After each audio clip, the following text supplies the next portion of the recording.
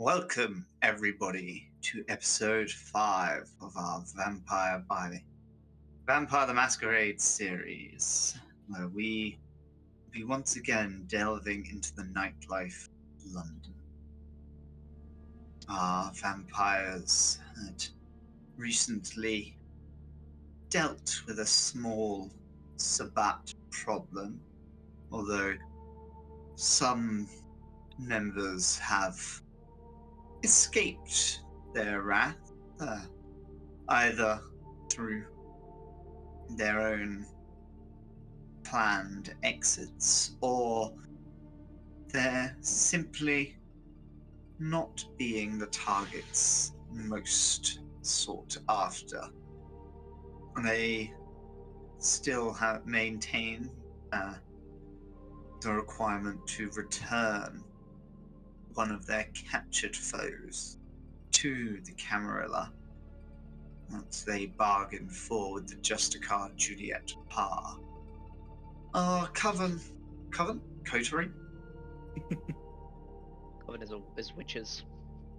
Coven is witches. Coven is most witches. I mean, And a dude.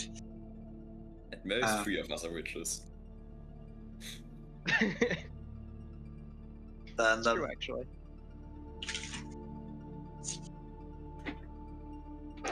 our coterie has found themselves recovering from this series of dangerous evenings as we enter a short period of some downtime now that they have lost some of the required haste of the previous few nights. As always, I'm joined here today by our lovely series of players. I am the Storyteller, Zoxzix. I'm just going to run through in Discord order. I'm Fawkes, and I will be playing Conrad, our local doctor and possible cultist. His desire for the session is rather open, but he definitely wants to help Iskra with a ghost problem. Or investigate, at least. I'm Kuma. I'm playing Lester, the gangrel. And Lester's desire for this session is to drink the blood of someone intoxicated. Experience he never had. I am Malenia, playing Francesca DeMarco, and her goal this session is to, I'll put it as, undermine the Camarilla's power a bit. Hello, Gain a bit of the upper hand back. Hello, I'm Yoru. I'm playing Saiph, our coterie's detective of Clan Banu Hakim. And his desire is to still learn more about our Tremere in the coterie. Learn more about Iskra. Excellent. So as the knights recover from the dangers you have previously faced, you find yourselves with 10 days to do as you will in the city of London. Fulfilling your desires and getting to know one another and improving upon your havens and shared coterie spaces. There were a couple, I don't know about anybody else, but there were a couple things that Francesca was wanting to do with the rest of the night before the downtime fully began. Oh yeah, this is all a couple short things. Reasonably fluid time-wise over these 10 days. If you guys think of something you wanted to have gotten done earlier, I'm not going to hold you to strict timelines in terms of that, but what did you want to cover immediately? Well, the first thing she wanted to do was actually ask Sierra about if she could tell how the ritual had affected her. To kind of gauge what it actually did materially. So, would you have been taking Sierra back to your haven then? I think she would have asked about this while we were still there, because she did also want to wait for Juliet to show up, because she needs to hand over Ovidio's ashes and stuff to Juliet. And Juliet's almost certainly going to show up to the site of a gunshot. Somebody thinks highly of themselves that they'd be keeping that close of an eye on you. Maybe less keeping close of an eye on us and keeping a close eye on the sabbat presence. And also, maybe she wasn't planning to move in just yet, but then a gunshot happened in the building and clearly something went down. So there's a chance at the least. So so you would be waiting where at the location then with Sierra? After asking Sierra this, she's probably gonna send Sierra with Saiph, because she trusts Saiph to be able to, keep a watch over her for like an hour. Like, better that Sierra not be there for the conversation with Juliet. if Juliet does show up. Sierra is just kind of like watching you as the others handle their exits and prepare things. Kind of nods at the little bag of ashes. Just like, is that a video? Yeah. It is. He used to worry about you coming back for him one day. In the way of he thought I was going to kill him, or in the way of something else? It changed on the night. She kind of like looks around a bit. It's strange, Feels like. Do you remember when you were first turned? Yeah. Why? It feels like that again. Just like you've been thrown into a new world. Feels not quite real.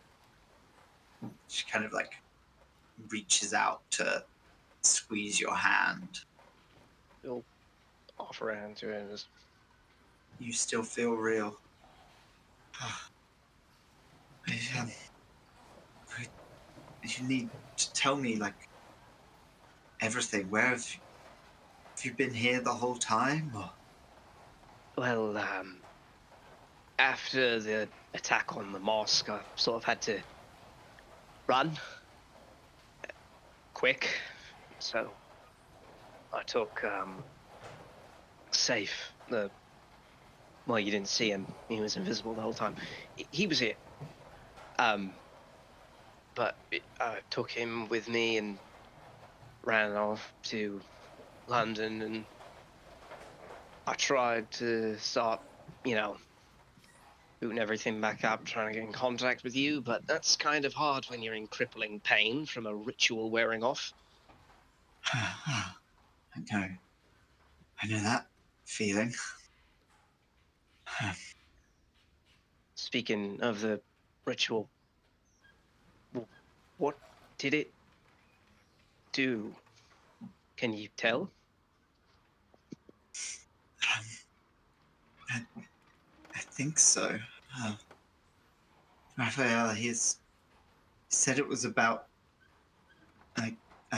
connection. That if you were gone, then it would be like a way to find you again, to connect stronger with you. I can feel your blood in me. More than ever now. She kind of like rubs her eyes. And he said that if you were out there, it would help me find you, and if you were gone, it would just help keep me connected to you with your absence. But then you were coming back, and I mean, I couldn't just back out. And then it was just so painful. And when it was over, it just I think we'll figure it out, right? But for now, you should head off with them. No, Safe's probably going to go back to the nightclub. You not coming? I will. Just I need to see if somebody's going to show up to this place. The Camarilla? What have you been doing about them? For now, it's mostly making sure they don't want my head. That's the first thing. Leave with us. Well, you're gonna stay here by yourself. Listen. If the person comes who I think is going to, then I'll be fine. If somebody else comes, well, I'll sneak out and be on my way. So you'll come join us tonight? Yeah, definitely. Kind of like looks at you, kind of takes a step away, but doesn't really let go of your hand until the last possible moment, and looks for Saiph to. And you see me weird. Where are we going? Thanks. There. She kind of like squares her shoulders a little bit. Good. Lead me there. Like this, just kind of like, we're not dealing with Francesca. This immediate like confidence comes over her. She's like, okay. And she will head with you to Michael's, as you. Francesca. Mm-hmm. About 30 minutes later, a black town car with tinted windows pulls up outside, and a younger woman wearing kind of like quite a nice yellow dress comes out and smiles at you. She's like, well, you do work fast, don't you? I have my ways. Let's not talk on the street. And she kind of pushes past you to head into the door. She'll walk in as well. Probably shut the door behind her. She'll just let you kind of walk behind or beside her as she's like walks through, looking at the walls. She's like, I like what they've done with the place. Well, So how's your night been? Violent. And she kind of raises up the still bloodied arm. You always were effective. Why didn't you stick around? I couldn't. Quite simply. I would have if I had the option. You know as well as I do, there are always more options for those of us willing to make them. Now, is all of this dealt with? Am I going to get my little prize back? You haven't brought him. She puts grabs her hand and just places the vial in it, or the bag. I think you said it was The vial. I think, yeah. The bag with the vial in it. the bag It with the definitely vial. was. I remember it being put in a vial. It definitely was. Yes. Just this vial full of ash.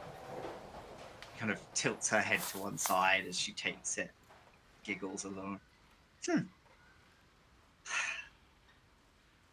Well, you can't really blame you for me not being more specific. Yeah, he didn't have anything useful to say anyway. Yes, and you've cleaned up all the other little pests that came here? Well, one ran off through the sewer, so no idea about him. Aside from that, there is a pile of skinned corpses in this building still.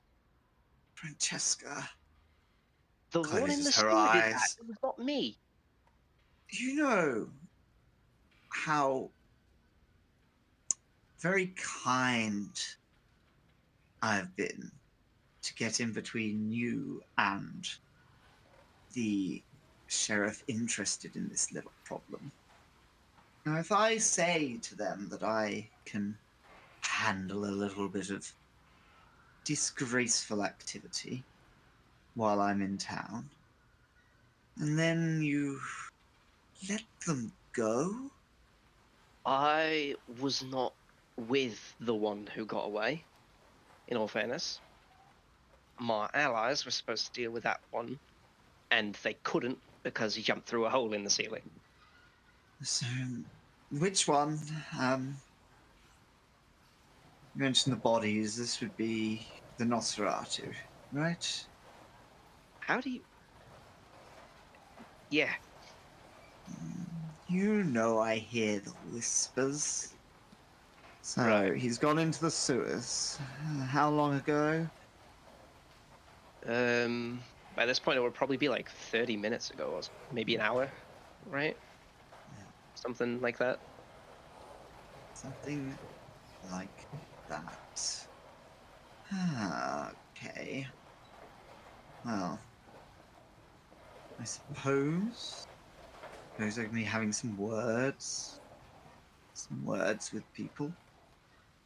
I didn't want to be dealing with too many extra nights of problems, but well, are you going to be involving yourself much more, or can I let some peons handle this For without now, I worrying? don't think I'll be after them. Good. You know me, I don't want you to get into any trouble in the crossfire. It would be just unfortunate for an old friend. Well, if it were up to me, I wouldn't have had to deal with any of them in the first place, but here we are. I understand, but at the end of the day, they really were your mess, weren't they? Oh, So, I would say it other looks like I than know how to clean up after myself, though. this one in the sewer, they're all dead. Dead? Or otherwise dealt with. She kind of leans back from her. Talk to me about otherwise. It's a lot of distinctions in otherwise. What's... Oh. Well, I know they won't be your problem. Or the prince's or any sheriff's. At least not in the throwing around shovel heads and killing random people way of being a problem. To kind of like grip your wrist in one hand, if you'll let her. Just a little bit of pointed nail, and she goes, "Will you swear to that?" One of them's a gangrel. I can only swear to the other one. Well, hope I'm for your fairly gangrel certain that- friend that she's more trustworthy than you perhaps believe. She's trustworthy, all right. Just a bit out of touch, I suppose. Huh. This problem pops back up again before the prince's party. It won't necessarily be handled as politely. Oh, if any of them causes a problem, it's gonna be the one who fell off into the sewer, almost definitely. You know, And he is of no meaning to you. no, he can die for all I care. I'll advise the Queen to call a blood hunt. I'm sure there'll be plenty in the city who are happy to have a search for him. Just hope he doesn't convince any of the Nos to keep him hidden out of familial love. Hopefully, they barely see him as one of their own.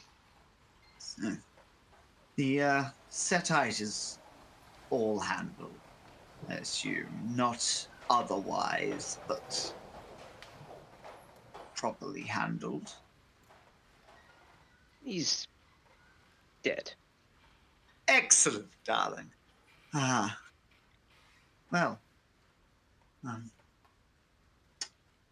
it's been a nice catching up. You really should consider making yourself a bit more visible in the nightlife scene. It's such a shame when old friends are so hard to get hold of.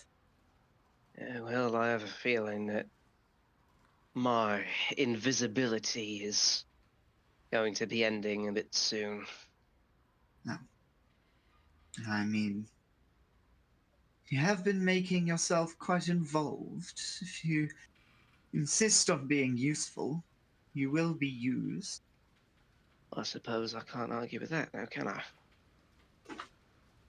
She kind of just quickly leans in and grabs you in a little hug, leans back, looks up at you with just this quite blank expression and goes, "It's nice when people understand." So, you keep this mess of yours quiet and clean, and I'll keep the sheriffs from looking into your part too deeply while we deal with your sewer-dwelling little Nosferatu. At least I know a few people who won't mind that job so much. I'll just have a little look around here, if you don't mind. I'm sure there's something you'll have missed.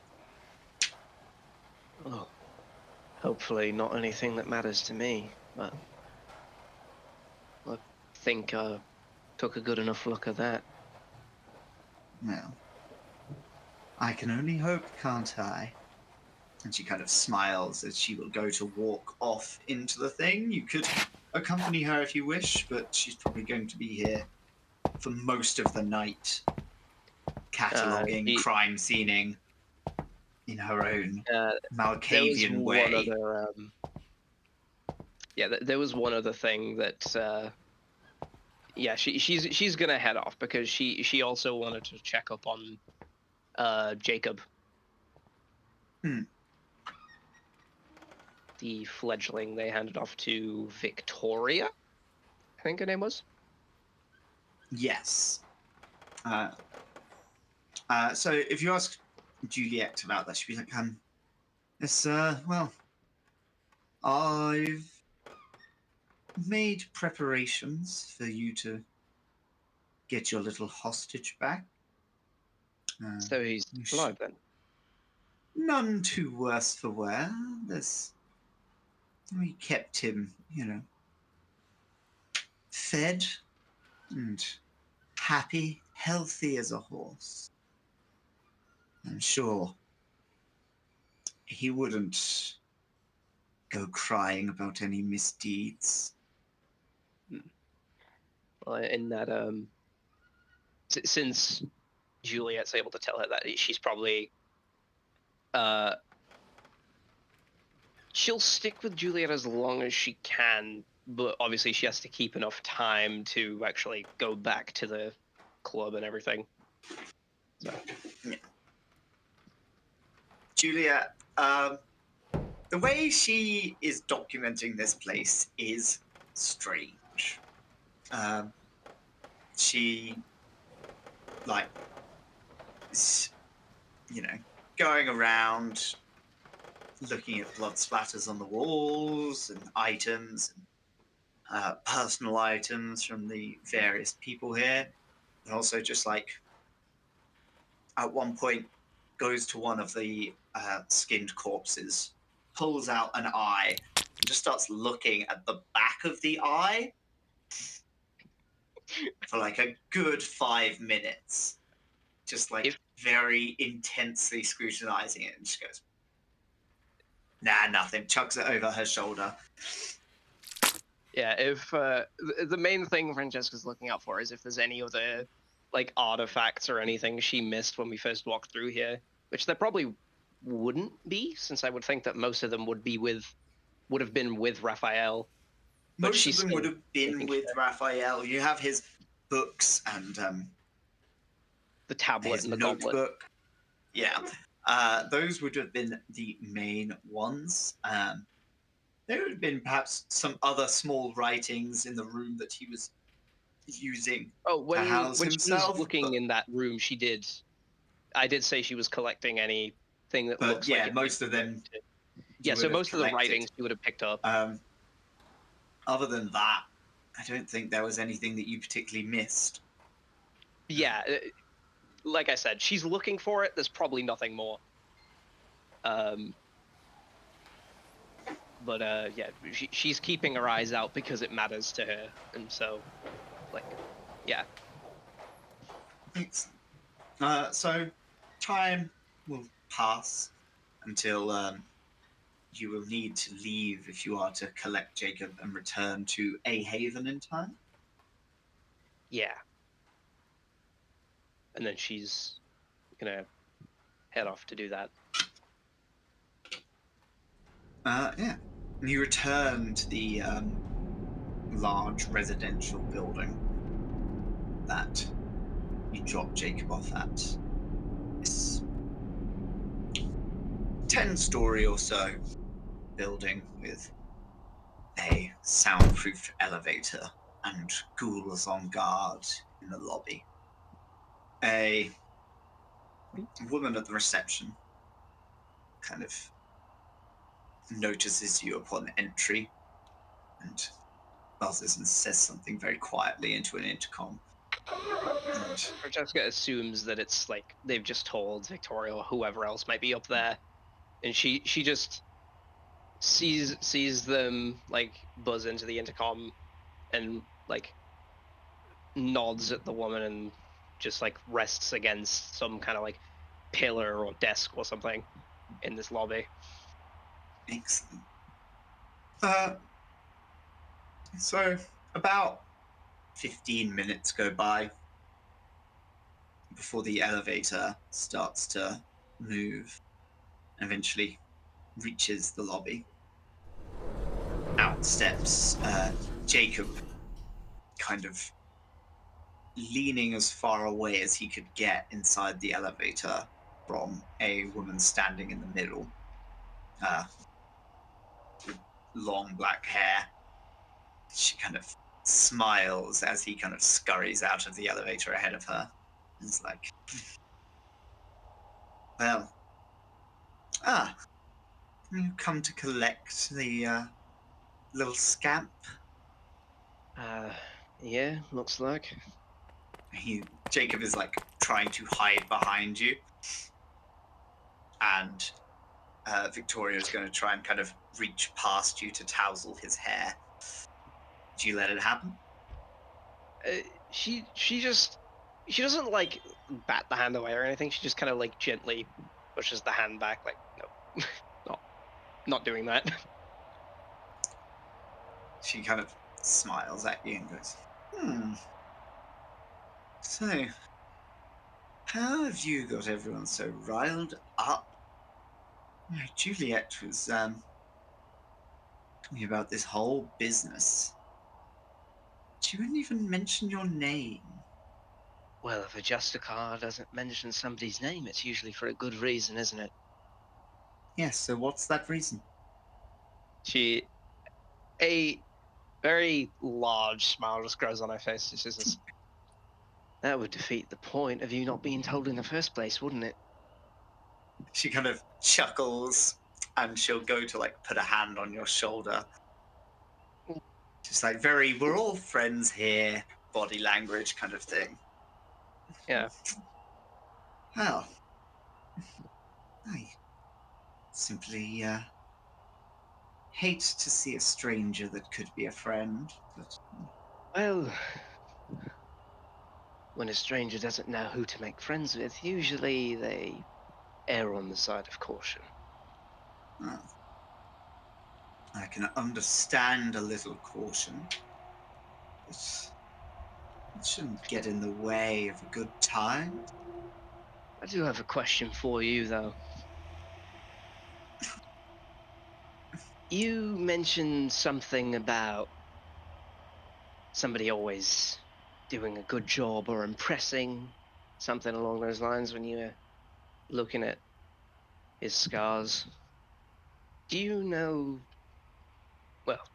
who did it? Who did... What's the original, or... The work to cover them up. No. It's, always a certain unique flair. A handwriting, so to speak. And you're familiar with this one, huh? Quite familiar. Yes. Why, are you getting a bit protective? Oh, just interesting, is all. I'll be sure to tell her she's making me a bit jealous. I'm certain she'll have something to say. Well, when we catch up next, I'll be sure to ask after you. Make sure you're treating my Iskra correctly. Of course. Yes. I would never attempt to harm what is dear to somebody for no reason. But you might not say the reason. Won't you? And she... Ah. Now, little Jacob here has had a lovely time. Given him a little crash course in the rules, so he can be a good little boy. Oh. I'll take him off to somewhere to stay for the night. Goodbye for now. Yes.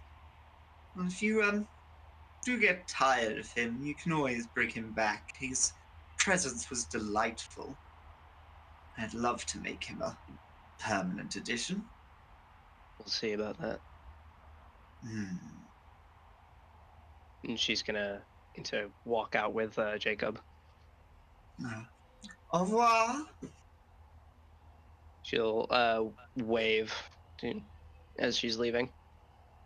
Jacob is kind of like hurrying after you, just like almost would be running off but doesn't want to leave your side right outside this building. He's jogging to keep up, kind of thing. He's just like, yeah. And I really thought you weren't going to come get me. They said you weren't going to come back and come get me. The fuck is wrong with those people? Oh, well, that's a Tremere, and this is a Camarilla building, so most of the things that are to do with them, they're not very right. It's a method of defending themselves. And she's gonna call Lester, I think.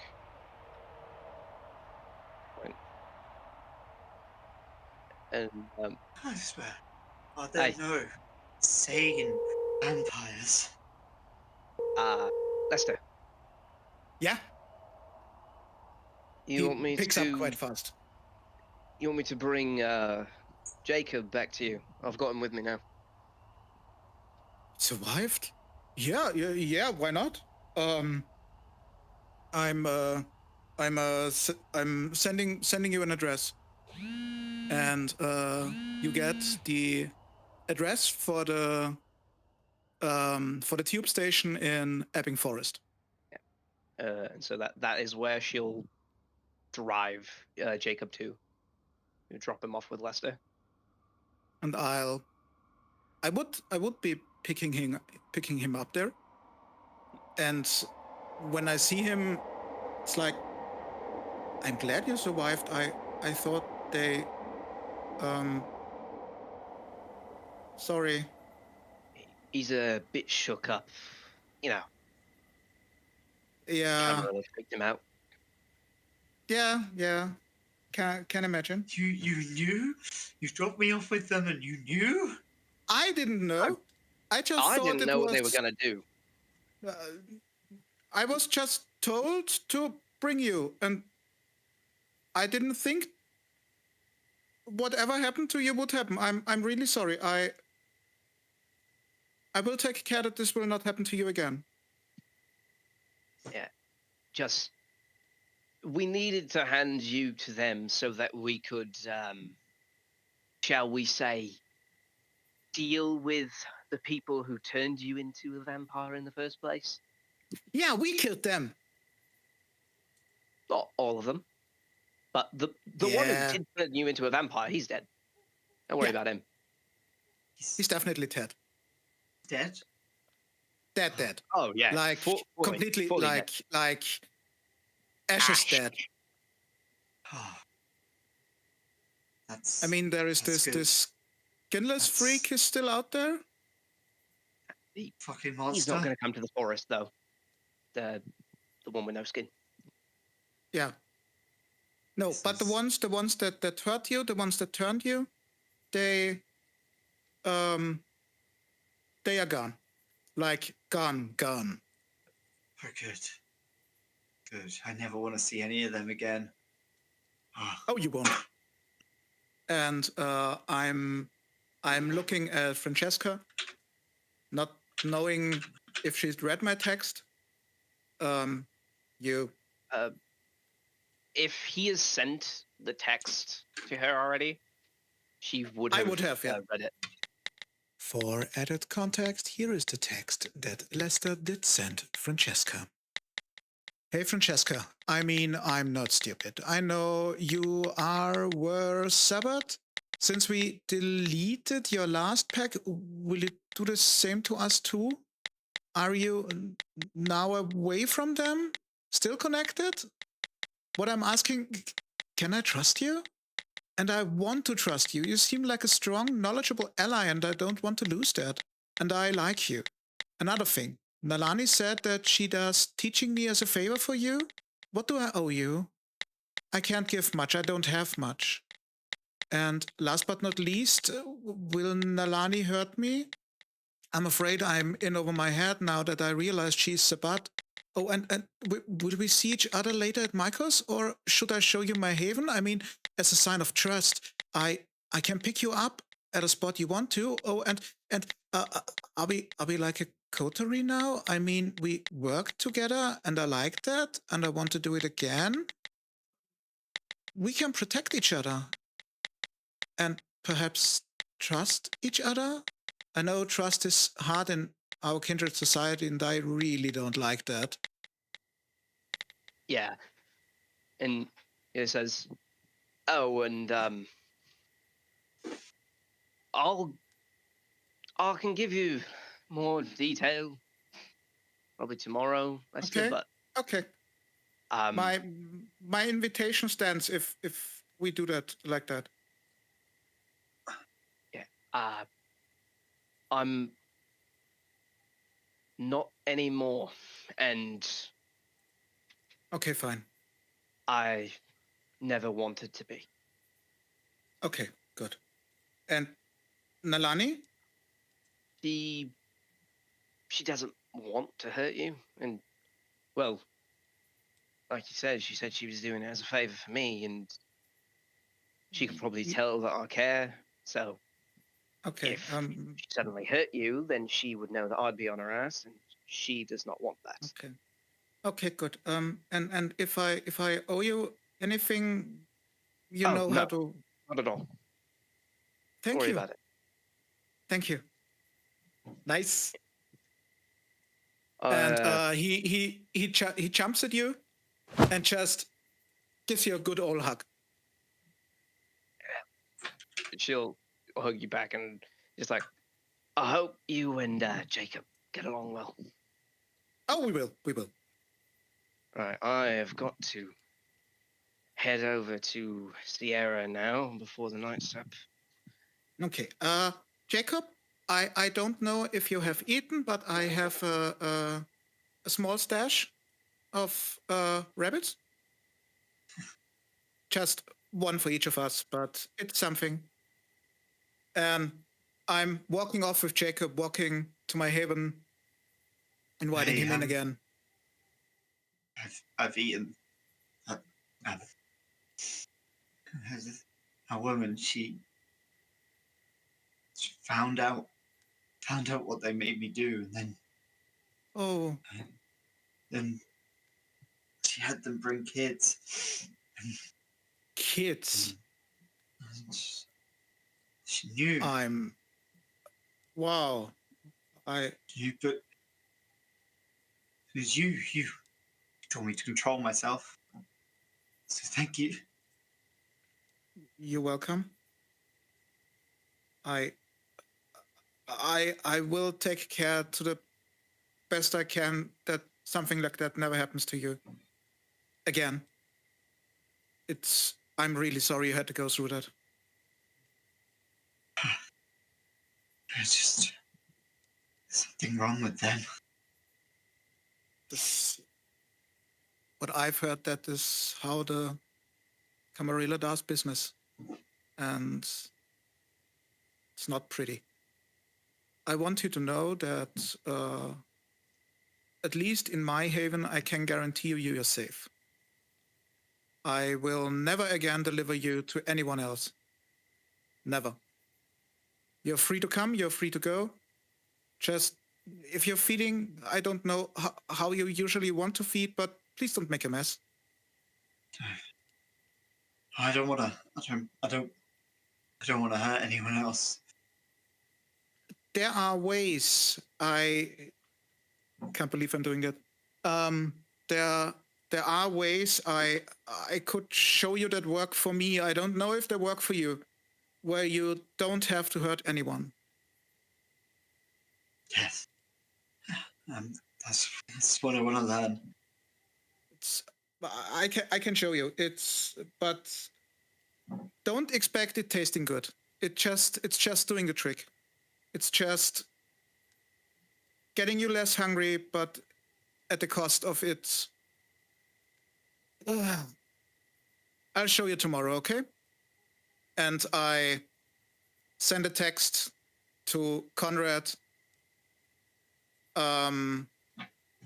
May I bring Jacob so he can try to do our feeding style? Wink, wink, nudge, nudge.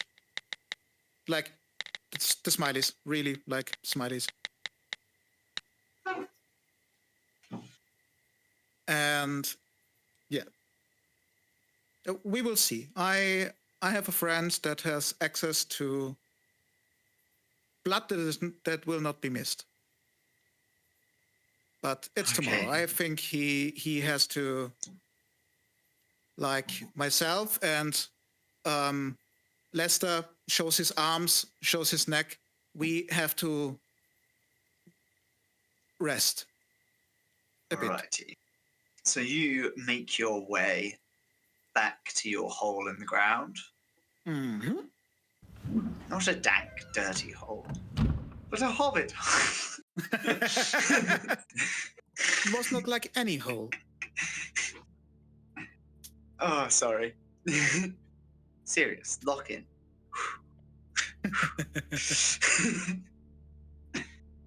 Okay. So, over this course of 10 days of downtime, you guys had bought some coterie merits, some upgrades to various locations and things accessed by your coterie.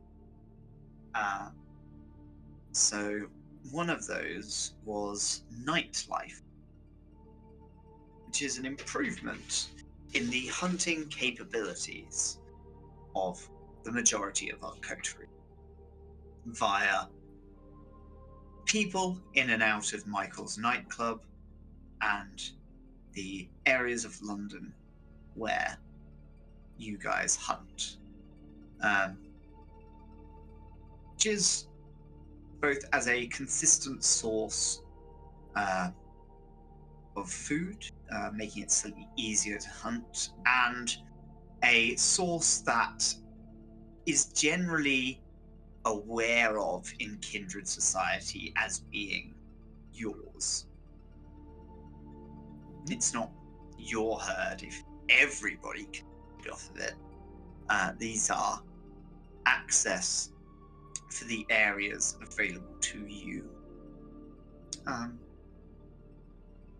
Both through your own expansions of those public-facing areas that you have, an increase in business in your nightclubs and tattoo parlors, and an increase in walk-bys of the streets where you work via your own investments or those of humans unknowing of what they build next to.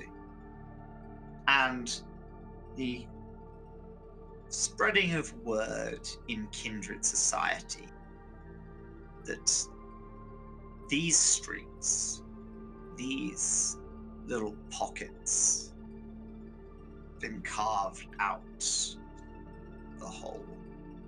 So if anyone has anything particular to say about that, about any particular plans or improvements to their areas that reference that beyond just the general investment, they may.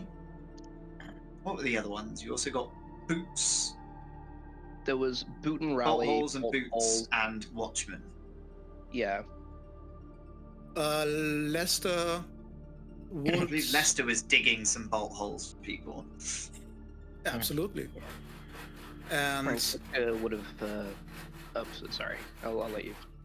yeah, no That's problem. what you were saying. Lester would have dug out those bolt holes and tried to reinforce any entrance that he can get to without angering Saiph. And he will, at the exits, sometimes, if it's wooden doors, carve in some runes he believes are protective. Francesca is kind of helped by, because it allows us to help avoid detection as well. She's kind of planned out different like routes through to the various areas under our control where you can like avoid cameras better, or there's less cameras and things like that. And it's also like, You'd say Francesca's like making a map of the city.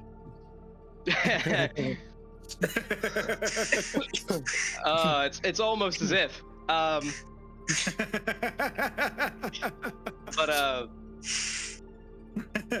yeah, no, she was already doing that, so I think. But what she shared with the others is like routes they can use where it's harder to be noticed. Like less people go through here. There's less cameras around this area, that kind of thing, to help us like avoid detection when traveling place to place. And Saiph would probably instruct anyone who's interested in how to access through the sewers. So Michael's bar. To get through his haven, although he wouldn't let anyone in his haven, but just so they know there is an escape way if it's ever needed. Alrighty. You also have managed to recruit some guards to keep an eye on your havens. I think who the guards are varies wildly depending on which person's haven it is. Oh yeah, like one person's probably just given some money to a homeless person. Keep an eye out. Yeah, Francesca's essentially like paid a group of thugs to keep watch over the area where her haven is. Like, she's aware that the area she lives in is both a slightly poorer area and is not exactly something to be protected in the eyes of most people.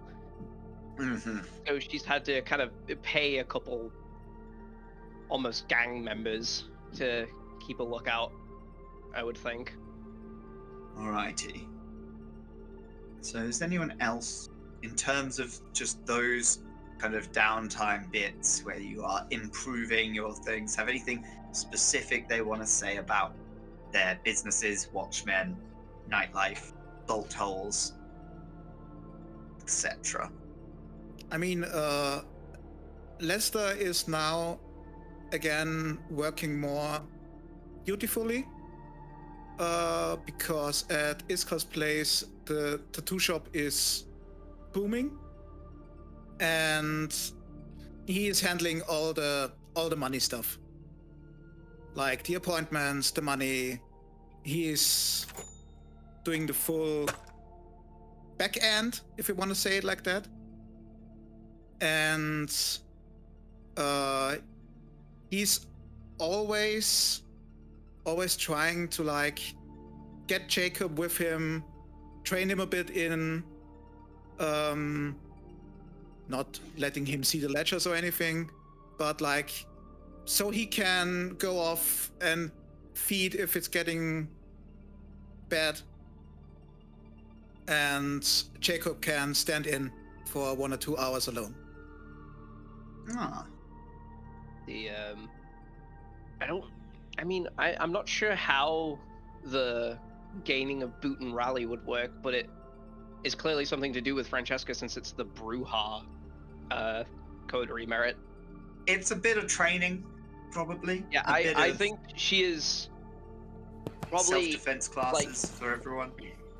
I think what more of it is, since it's to do with like physical tests in general, I think she's kind of teaching the others how you can slightly change how you're doing something when it comes to like, you know, any kind of athletics or anything like that, and just like the slight changes in your form or how you're punching or whatever it might be can lead to all the difference with how it actually ends up.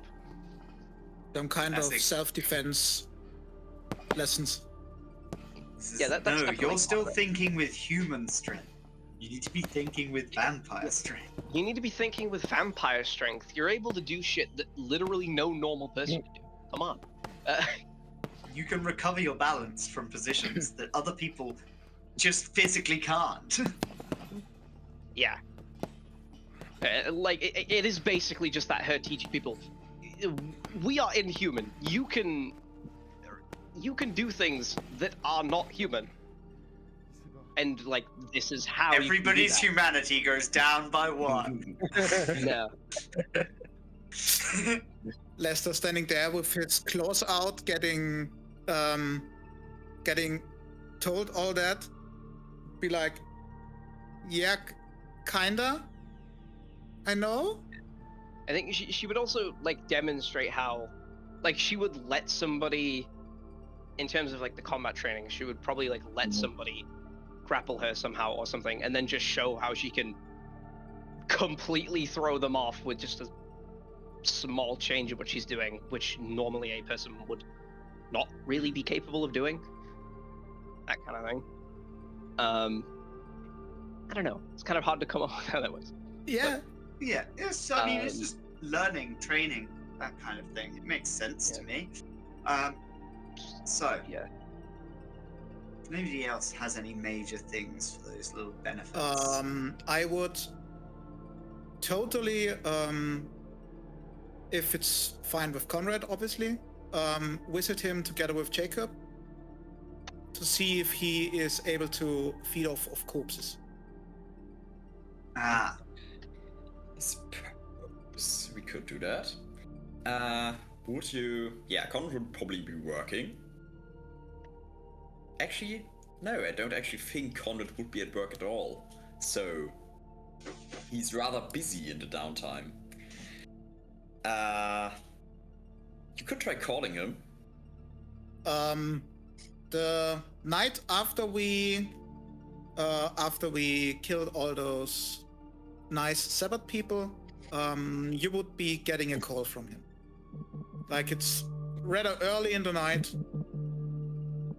Yes, Conrad would be picking that call up. Ah, Lester. You Yeah, have something to talk about? Yeah. You remember Jacob? Ah, yes. He's not dead. Or is he? No. I was also surprised. He is at the moment, let's say, under my protection, and we wanted to see if he can eat the way we too do. If you get my drift. Yes, I do. I don't think that's very likely. Anyhow, I am rather busy currently. Say what, I will be visiting Iskra rather soon. I shall be bringing some blood. We can test it there. Okay, perfect. Then I'll be at the tattoo parlor. Gotta work today and tonight, and then we'll see each other there. Yeah, I rather meant in the next days, not perhaps tonight. Oh, sorry. I shall of course. visit. Okay, sounds good. so what is Conrad so busy at doing? Yes, Conrad is not at work. He has taken some spontaneous vacation.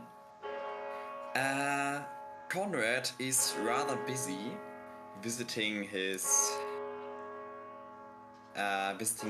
garden, or rather the garden of Nunhead, where our small group of Laka, of Bahari vampires, is gathering. And he specifically would be below it in the various crypts of the abandoned graveyard, being taught further necromantic rituals by a Cappadocian he is familiar with. Would not be at work. Excellent. And of course, as he has just dealt with a Cainite threat to some degree, he would be sharing that information with his fellow Bahari about those ideologically deeply opposed heretics. Eudoxia, kind of curly hair, strong nose. Yes. You have returned to us, Conrad. It's been many nights. Yes, forgive me, I was rather busy. There has been some unsettling news I had to deal with imminently. Did you know there's sabbat encroaching on London? I was not aware that they had grown so bold. Neither was... Camarilla not deal with them? They are involved. I was rather forced to work with them to some degree. Not to blow any cover, but they left it to us largely. things. Well, they are ever not as responsible as they should be. Their teachings are clung to thinly. They are certainly quite scared of death. Unreasonably so. And all of them look for the loophole. The entire world cannot be built on rules that everyone involved in seeks to subvert. No, it cannot. We must all learn our own lessons. I was wondering if you would help me delve deeper into the mysteries of our kind. You seek to delve? What mysteries do you seek this time, child? My old teacher, he could compel spirits quite ably. I was wondering if you could deliver the same knowledge to me. It would perhaps be rather useful. Wish to deepen your control over the dead. I do. I can teach you these things. I know many of the secrets of the life beyond the veil. Would you bring me, child?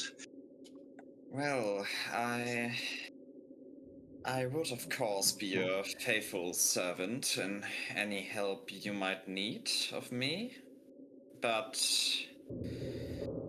A boon? Yes. I could see the sense in being owed a boon by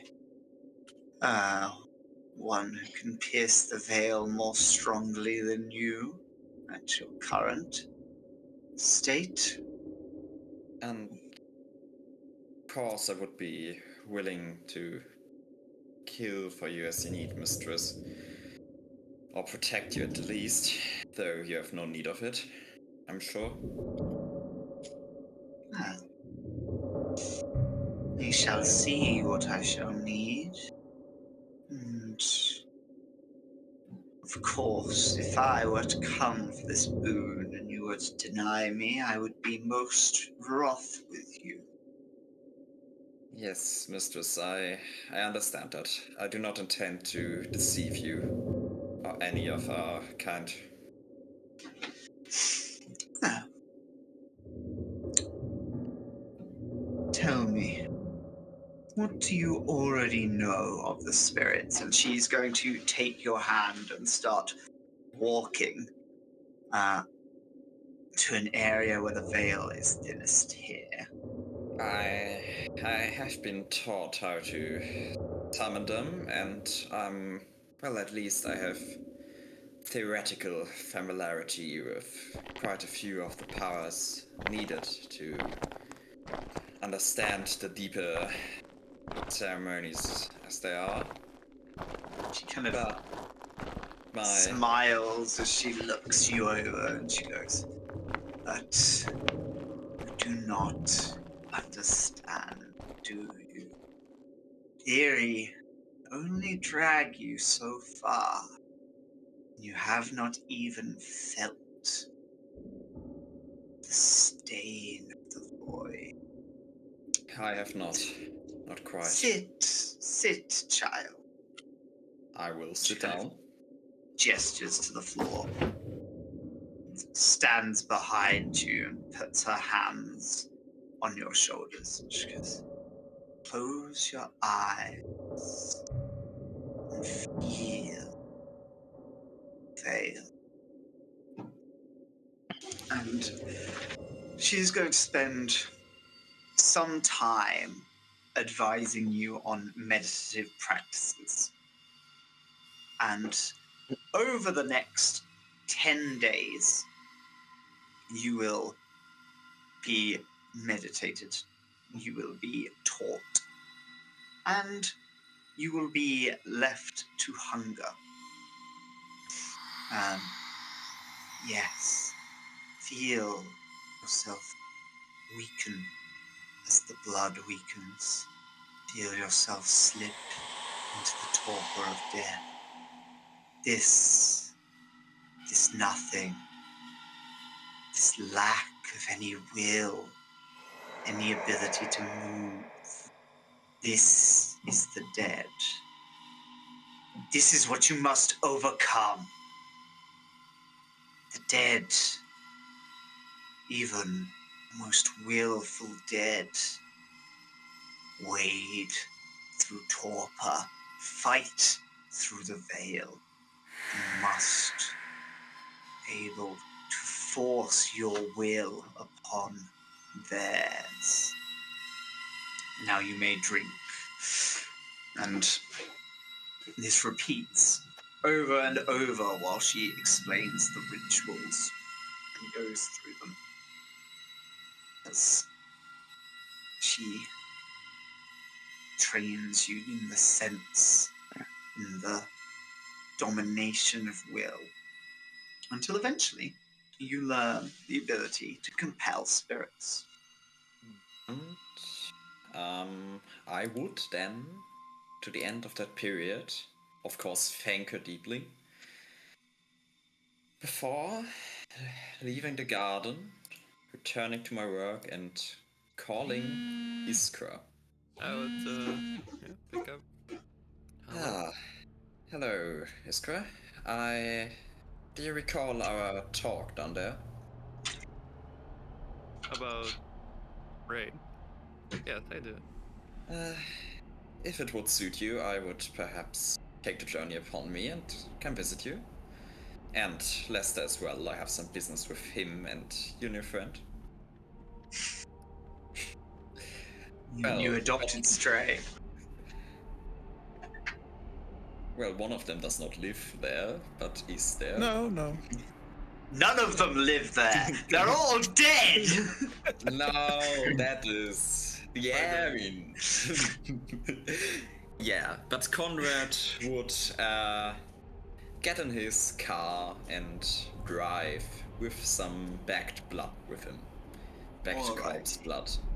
Well, seeing as that takes place roughly at the end of this downtime, does anyone else have anything they particularly want to cover or put into motion? Yes. Yeah. I do have one thing, yes. To elaborate, or is it a secret? I would. No. I would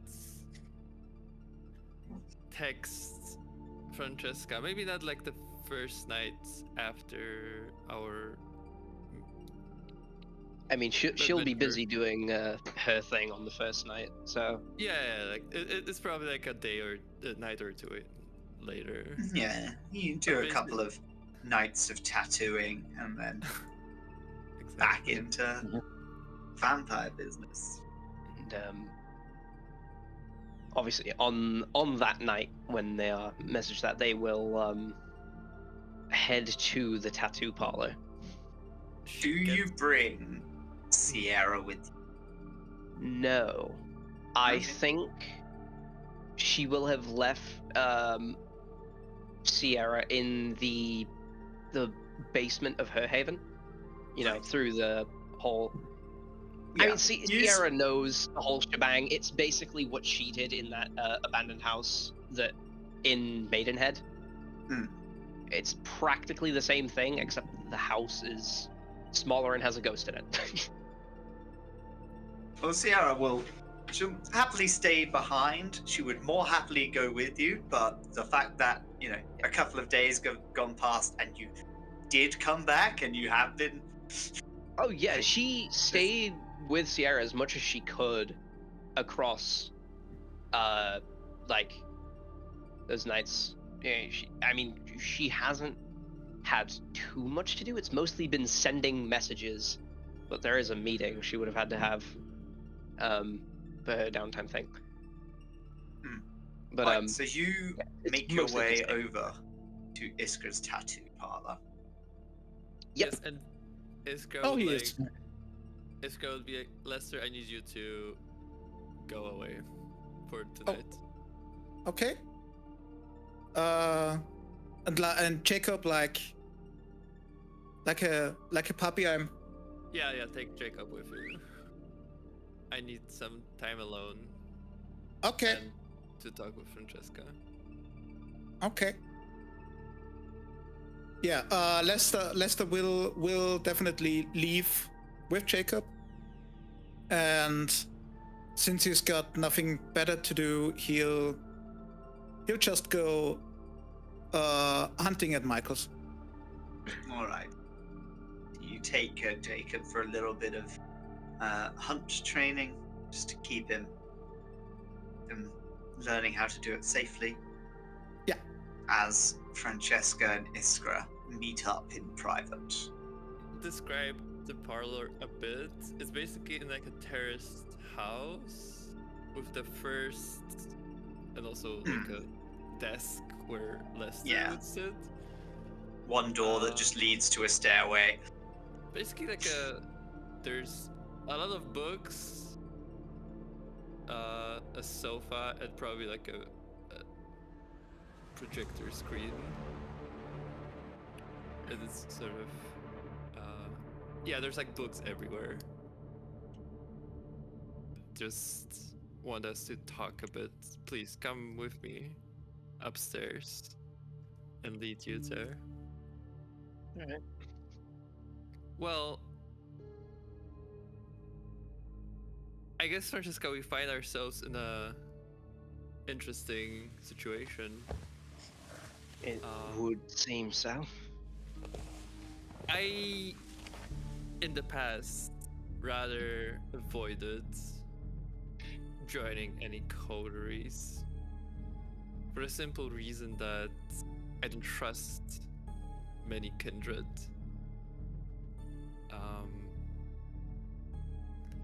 I don't know, our kind has this amazing ability to lie in every single word that they speak out of their mouths, and I find it somewhat distasteful.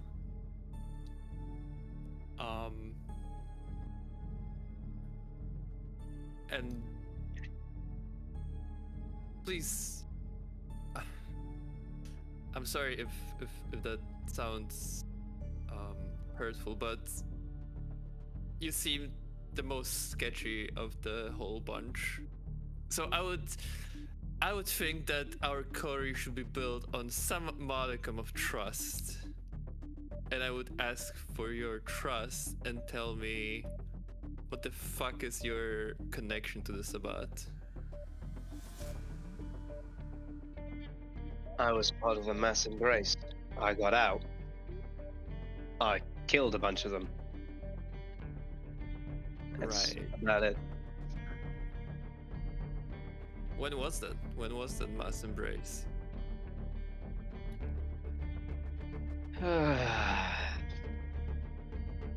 Long enough time ago. Long enough time ago.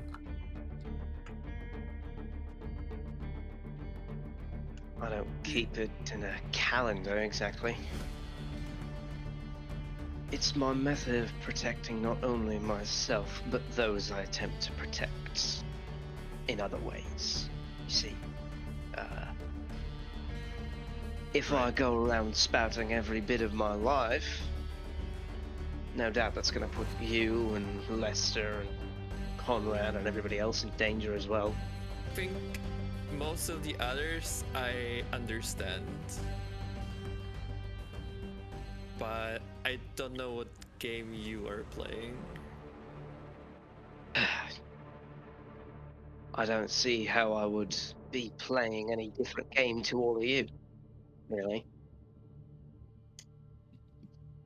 Well, I see how I don't play on a different field than anyone except you, really. Me? I'm like the simplest here. Like I wear everything. Oh, of course, I wear everything out in the open, so to say. Who's Victoria? You mean my sire? So your sire's part of the Camarilla.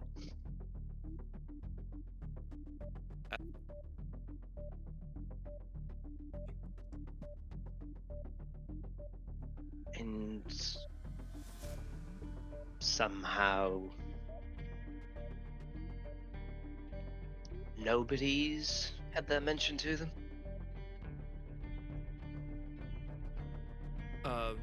Nobody mentioned to them that I'm not Camarilla?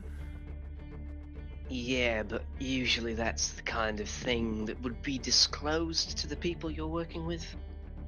Now, I understand that you Well, find me sketchy because the sabbat came up Yes. around me. And you find me sketchy I'm the one because who killed 2 of them. that... I want you to understand me. I don't think necessarily you're lying or that you have some bad intentions. I just want to understand. I've not known many sabbats in the past because not many of them leave. And if I never someone wanted to be a leaves, member of the sabbat. well, I get that. That must have been quite awful. But you're Well. telling me that your ties to Sabbat are severed? There might be a few that know of my name or something I did. Nothing that would truly matter to me in any deep kind of way, aside from the one you and Lester let's scatter off into the sewer. The skinless man? The skinless Eleuterio. mouse? Well, Yeah. I'm not a big killer, I can tell you that. I have other talents and responsibilities. Well, sure, but doesn't really change the fact that he did get away. That's true. That's true. And it's on me and Lester. Look, I think I get it. Again, because I have a history with an organization that doesn't really like members leaving or not being accounted for. And you know, you did kill Sabbat, so that's good in my book.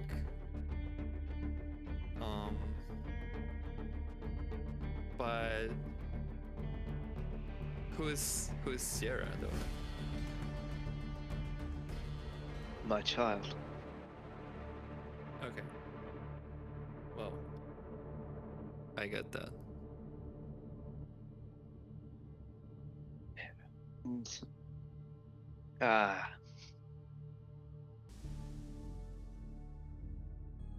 Nalani, she,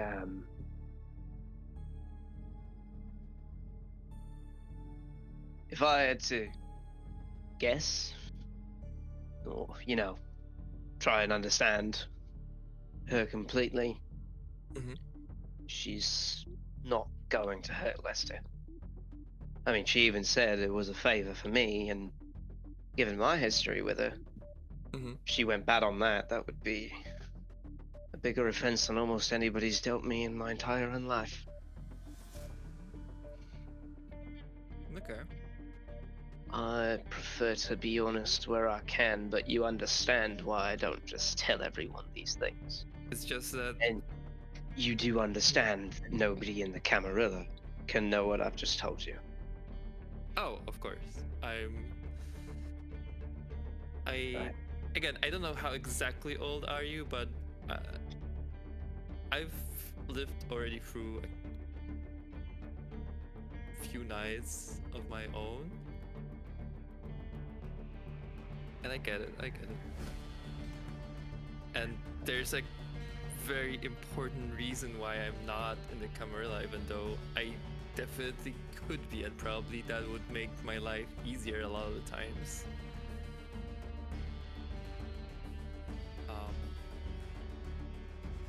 It's just that I think what I'm trying to get at with our little talk is that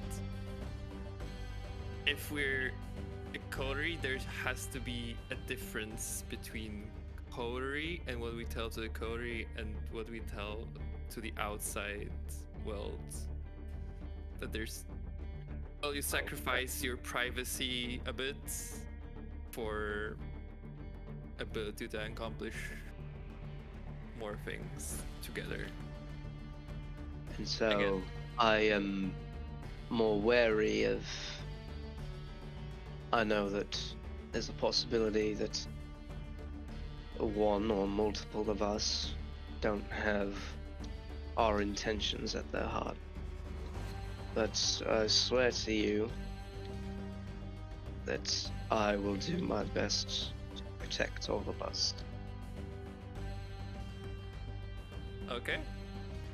I can tell you that that's my intention too.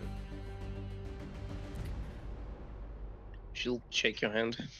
Definitely doesn't do like the squeeze Francesca pulling her hand through someone's chest.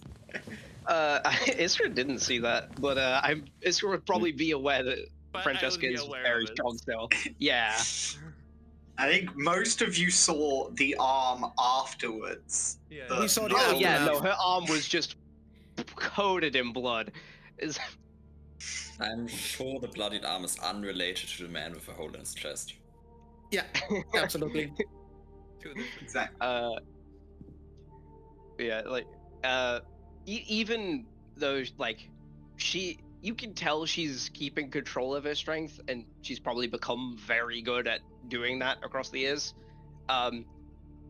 You can still feel the unnatural amount of strength in her hand just from this regular handshake. Like a twig.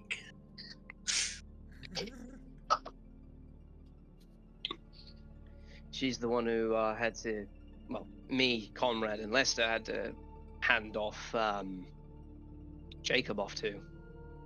And Interesting.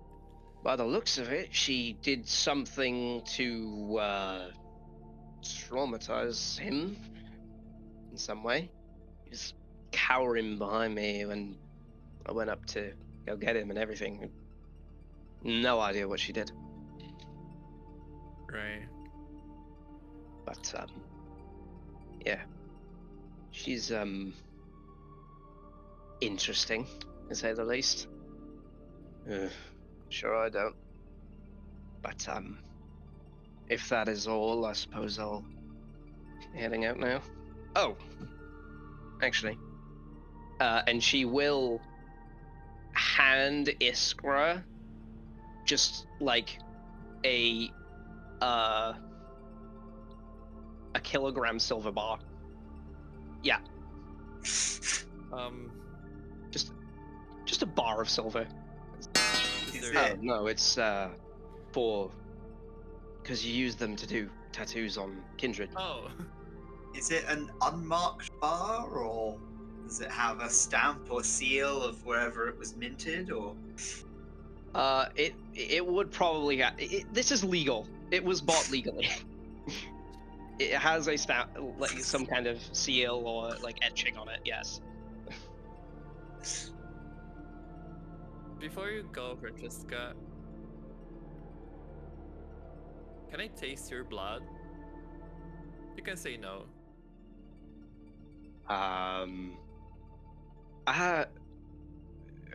Like, just you want to bite me, or I'll take. now I'm. Would she know if She knows about blood sorcery rituals. Do any of them require you to taste the blood? Off the top of my head, I say some use vitae. I don't think some Yeah. have you. I don't think any ingested require the vitae? taste of the vitae. Yeah. There might be one where like you. I think it's that you can burn people who've eaten your vitae or something. Yeah, isn't yeah. it? That Scorpion's Touch, yeah. Yeah, it's not the other way around. As Yeah. far as I'm aware, I could be wrong. Yeah. If she can't think of any that would require you to taste blood, then she would be okay with it. It's very clear from her reaction to you asking that she is old enough that she sees the tasting of another vampire's blood or biting of them as a sexual thing. She will just go like, why?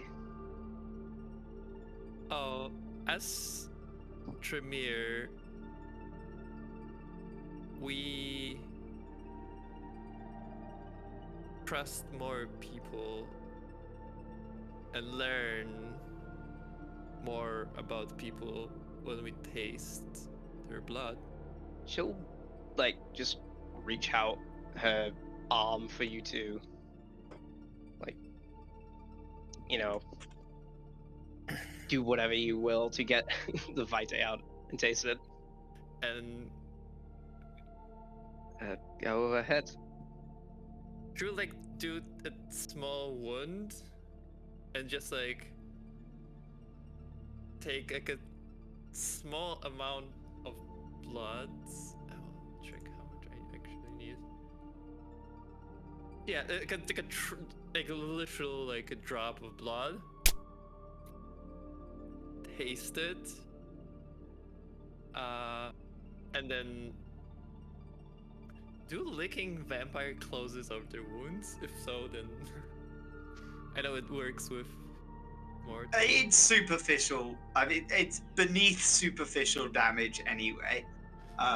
You're not actually doing any points of damage, so Yeah.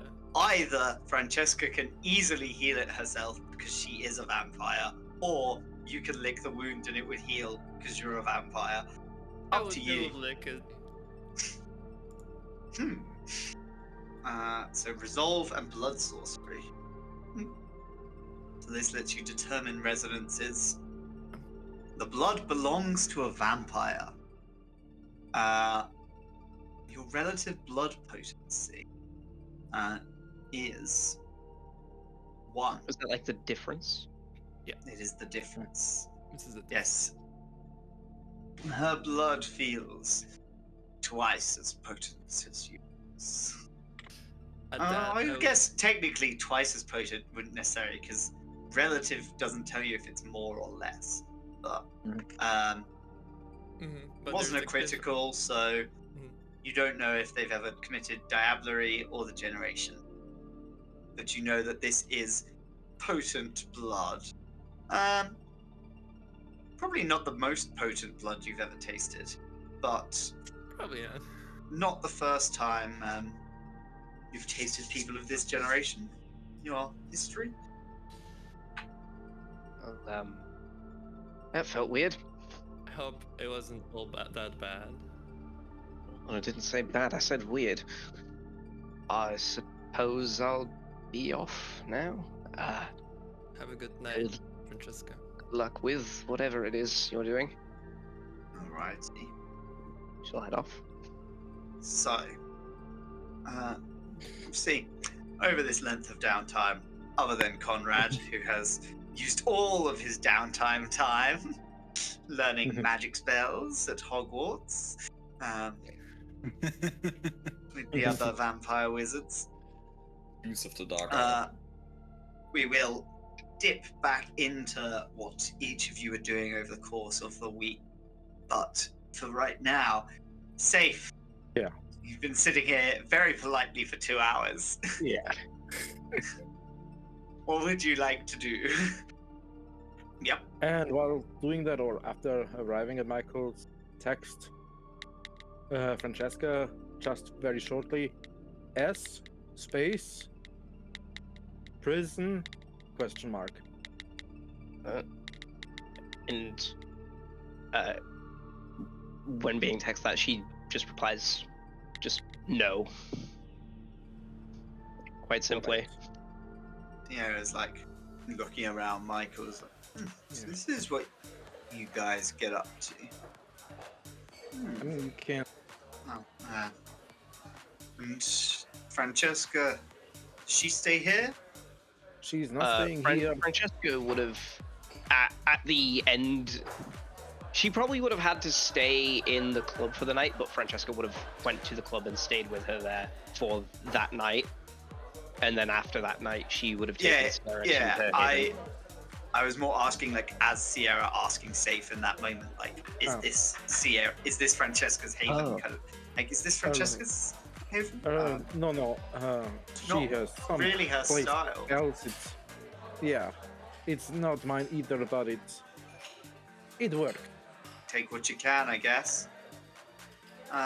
Speaking of take what you can I have a dancer? She kind of gestures out to like the club floor. She's like, can I have a dancer? Yeah, one of the kind. If you must, or... provided you don't make any mess. I could go for one. Yeah. Don't kill him, or I'll kill you. You understand? She kind of smiles and looks you up and down. And she goes, I mean, there's a big part of me that really wants to see that happen. Because I know it just wouldn't go well for you. And if I die, you're definitely already dead. Well, I've been dead for a while, darling. And she is going to just kind of like pat you on the back as she walks out onto the club floor to find someone to eat. Briefly, she downstairs. She heads into the toilets with a guy and comes out a little bit later with him. He goes off to dance on his own, kind of sluggishly. Grab a bloodstone. Mm-hmm. And hand it to her. Kind of holds it up to the light. Yeah. Well, it's, you're keeping an eye on me, are you? If you want. Of course, I can't force you. When you say that, she just puts the stone in her pocket. She goes, alright then. Well, I have So, other things to tend to. yes, Francesca do your might chores. drop by later. I don't know. She does as she pleases. You know her. Probably better than I do. Yeah. That's the perks of being in charge, isn't it? Not disturb you. So she would spend the rest of the night enjoying the club until Francesca arrived, and then enjoying the club with Francesca until it was time for everyone to go home at like 1 a.m. or so, and then existing. So what else are you up to, Saiph, now that Sierra has been settled? Probably texting the others if anyone needs a tracker. Alrighty. Well, do we want to take a little break before that scene? We Seems can, like a probably. reasonable time for it. So we will be back in 10 minutes or so.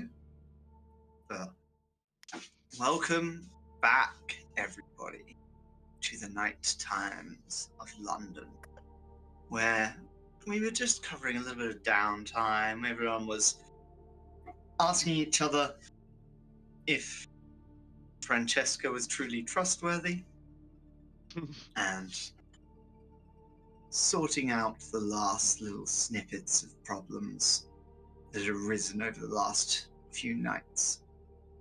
Sierra had spent the night at Michael's with Francesca, and Saiph down below, sorting out his haven.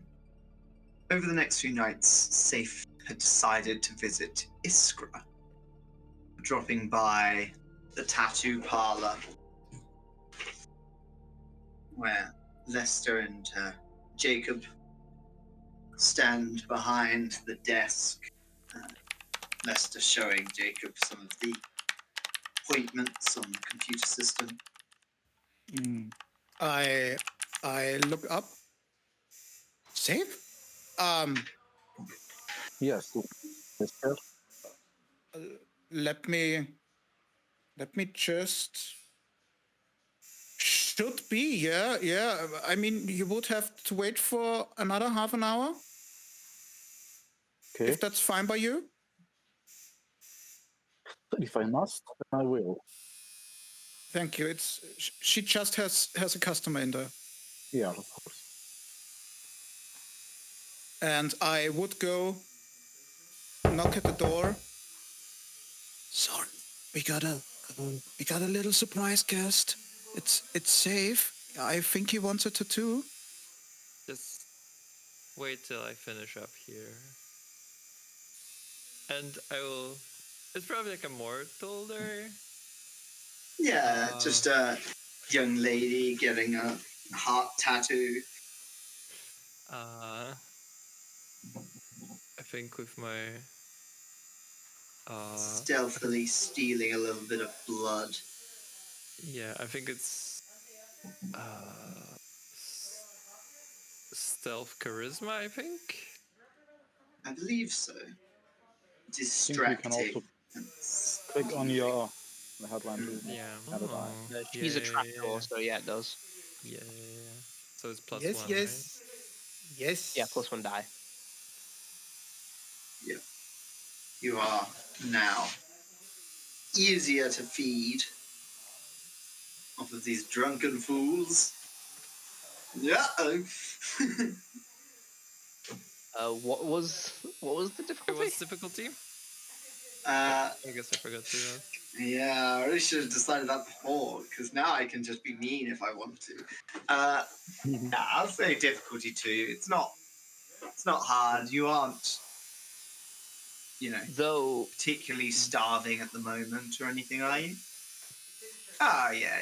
Yes, you're able to resist the urge to just kill this kind and get them out of the way before you get safe in here. Okay. Somewhat. If you roll a 1. yeah, Tainted blood. Dun, dun. as in, I'm assuming with drugs or alcohol. Oh. Ah, that that makes makes a lot of sense. I was just like, what kind of tainted? Ooh. Yeah, I'm pretty sure it means drugs or alcohol because it's the nightlife stuff. Yeah. Actually, it's STDs. Yeah, no. That's I'm fine. They have leukemia. Now you have vampire leukemia. God. I do always like in vampire media where it's just like, no, blood diseases are really bad for us. They make us feel really bad for weeks. Oh, you have sickle cell? Ugh. Yeah. Oh no. I mean, the client being on drugs is. I wouldn't be like surprised. People on drugs wanting tattoos. Crazy. No, they always come completely sober. It's in the contract. Mm-hmm. Yeah, Maybe so unfairly. you were able to feed off of this young lady and fix one hunger.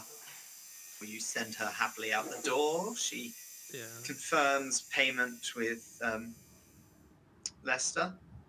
Do you accept card payment here? You do, don't you? Oh, of course. We do? Okay. Oh. Yeah, So there's a legitimate question. gotta You might not have a bank account. Like, you're vampires. I don't know. Lester probably has one. I'm asking I Zoja. I think I would be like cash only. Oh, we are cash. Oh shit. We're So- Yeah, cash so only. she Unfortunately, takes out- just cash only. takes out £200 from her purse, hands it over to Lester. I put it in the register, and thank her. Wish her a good Yeah, night. Thanks for seeing me so late. I know it must be a lot to be open up this late. Be careful. See there. ya. And she's kind of like looking at her arm where the tattoo is as she walks out. Well. I don't usually accept walk-ins safe, but I can do. It won't take long, I Something. assume.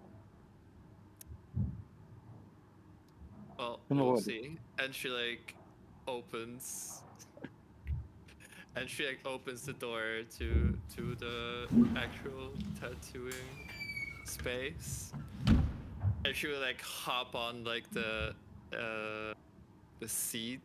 That's like usually the person that's being tattooed is Yeah. there. And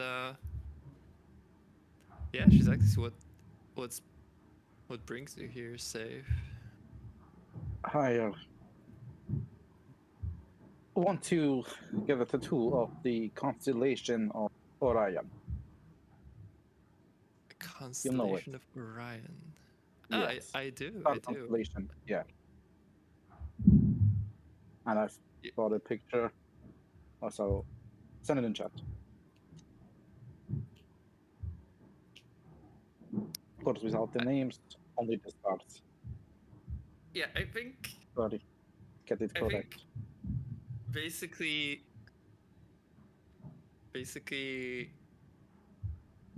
you see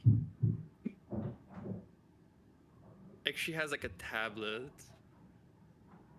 and sort of like draws on the tablet and then sort of like prints out this like blue lines basically. The stencil, yeah? Yeah, the stencil. And like well, sit comfortably safe and tell me where do you want it, and Here on my upper back, left side. yeah, and she basically like tries to find like a good spot with like handing you like a small mirror to like see what's happening in the back. And she would be like, so do you believe in the power of the stars? In the power, I haven't experienced it yet, but there are many things out there that we don't know. So, could be power linked to the stars, but for me, it's more personal interest. I'm just very fond of constellations, of the stars, of the universe as a whole. People using them to navigate for millennia now. Interesting.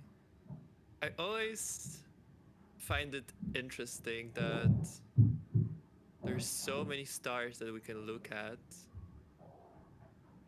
and just the one that kills us. Isn't that interesting? Yeah. And mostly forget that the sun is a star as well. That's a Think. mystery, right? Yes. So much to figure out yet.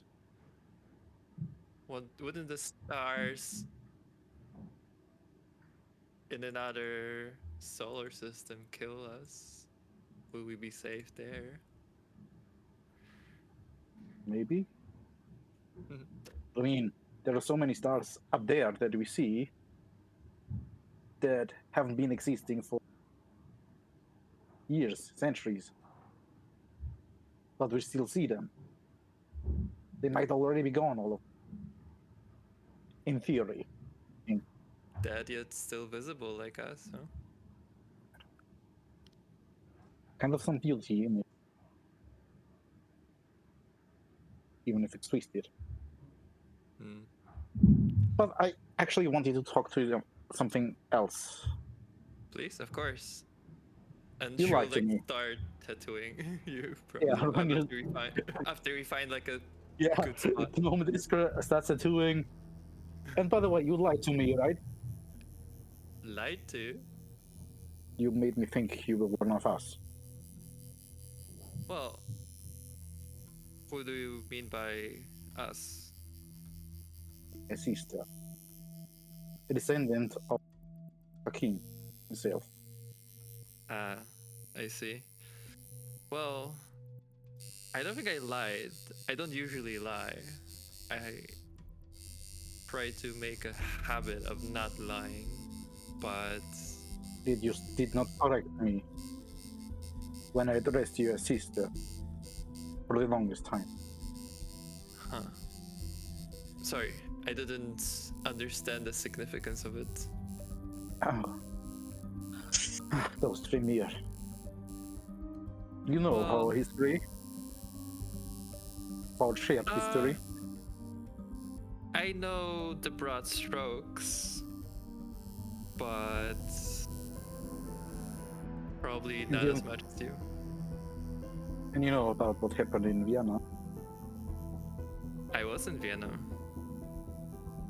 I wasn't. That's It's only rumors, you know. Apparently, we are now the new Team Nia. Apparently, Camarilla. Rumor well, has it.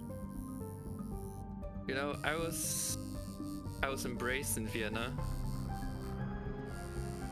and had to leave when it all went down there. Makes sense. Yeah. But honestly, I don't think I've ever met one of your clan, at least not knowingly so, other than you. Yes. Only ever met one. We are not there established yet, you know? I get that.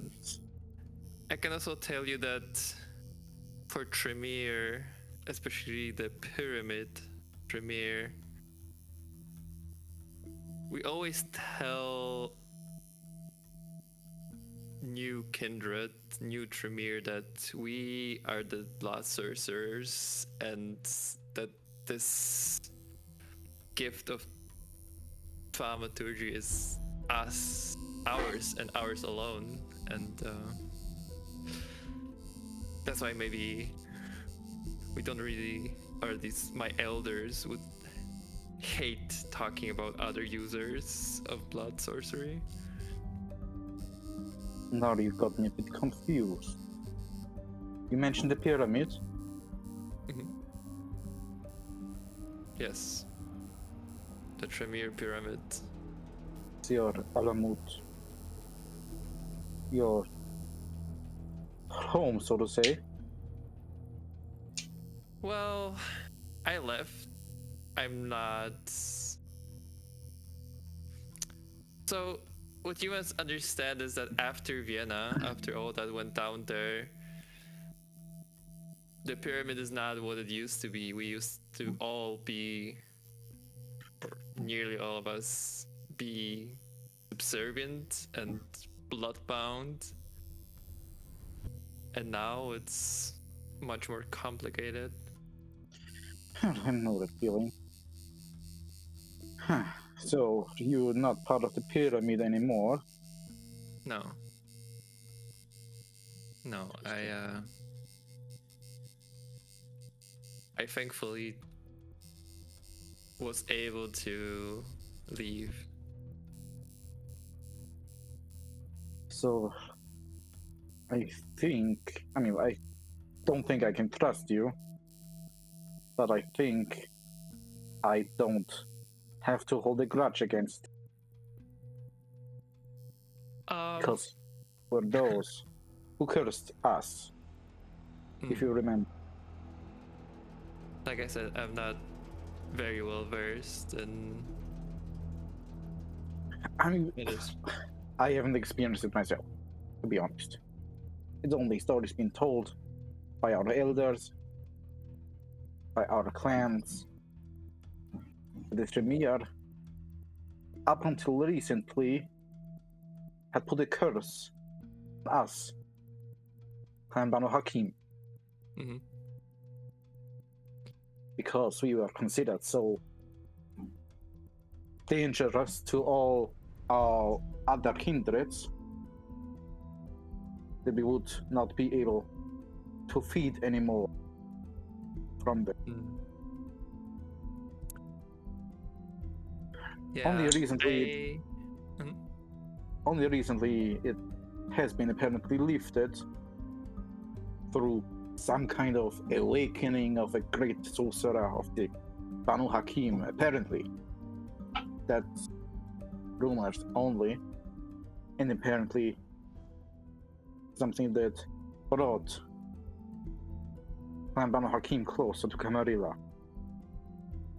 I get that. I find again and again that various clans and societies of the kindred were wrong, cursed, or persecuted by Tremere in the past.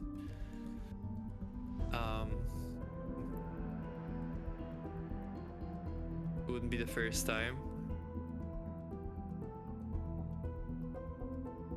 And honestly, I find the whole break down the pyramid as a great boon to my fellow clansmates. Like I said, I'm not pyramid. I really appreciate the openness. It's really surprising that you are so open, willingly offer so much information yourself, which is a rare sight to see nowadays, especially. I've been told that it's not always safe to do so, but I have certain opinions on honesty in the kindred society. Everyone is entitled to their opinions, but often safer to not overshare. Well, I take into consideration that we, I guess, are in the process of forming a coterie. Yeah, apparently so. Apparently everyone likes to meet up with. She's continuing the... Yeah.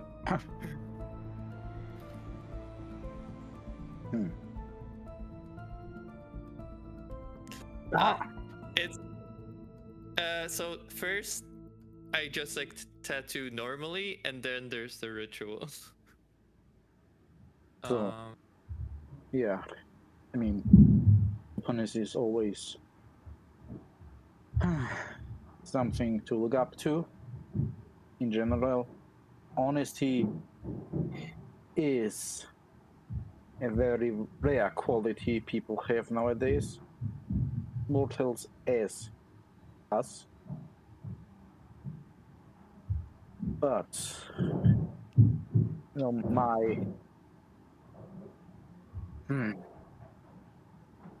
my way of tackling things is I'll share that which is necessary. If there's something you can't help me with, there's no need to involve you in it. So, and if you're not asking questions, don't get any answers. Yes, I would agree. I mean, what do you, in the spirit of sharing things?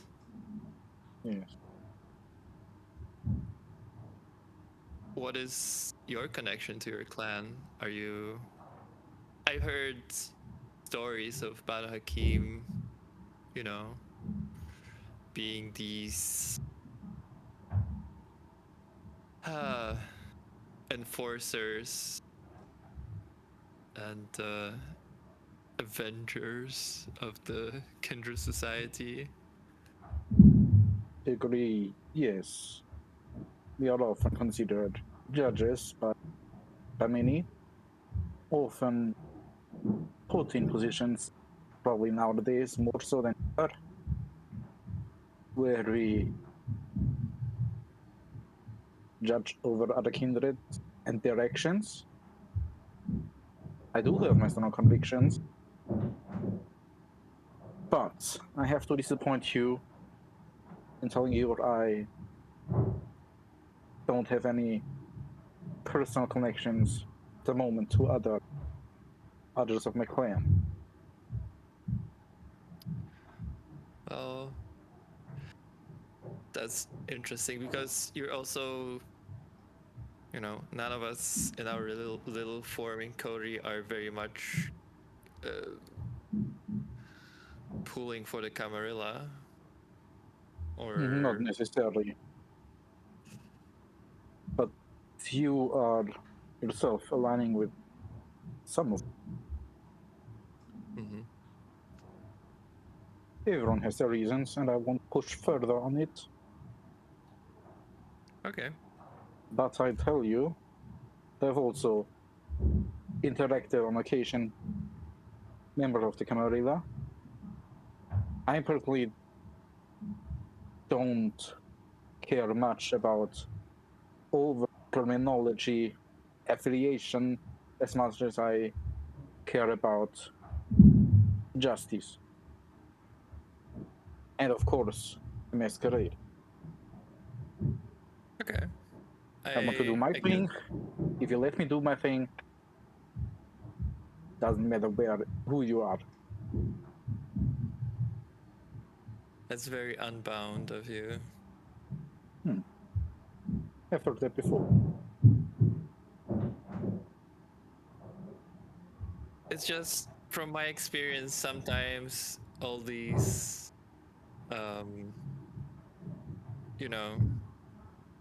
sects, societies, those entanglements from the past, even if we don't want them, they sometimes come back from the past. Yeah, it happens that you are caught up in something, directing to something, and have to fight for that stance.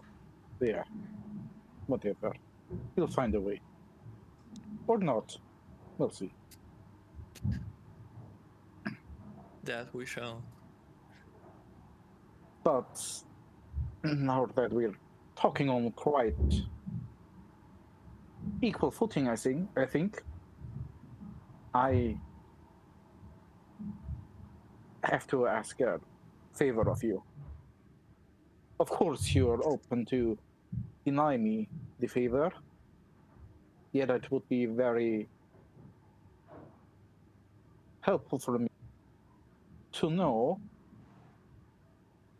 any other activity from people of my clan here, specifically in London. Should you ever come across any information, I'd be very thankful.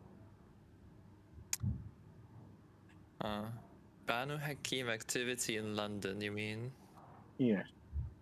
If you can point me to a specific person, for example. Do you mean someone specifically or in general? Oh, just in general. Just in general. I just want to be more connected with my clan brothers and sisters. I have a person I could ask. I'll see what I can do for you.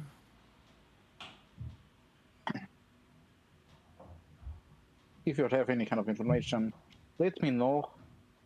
Also, let me know the price. First, I'll see what I can do, and then we can discuss if there's a price.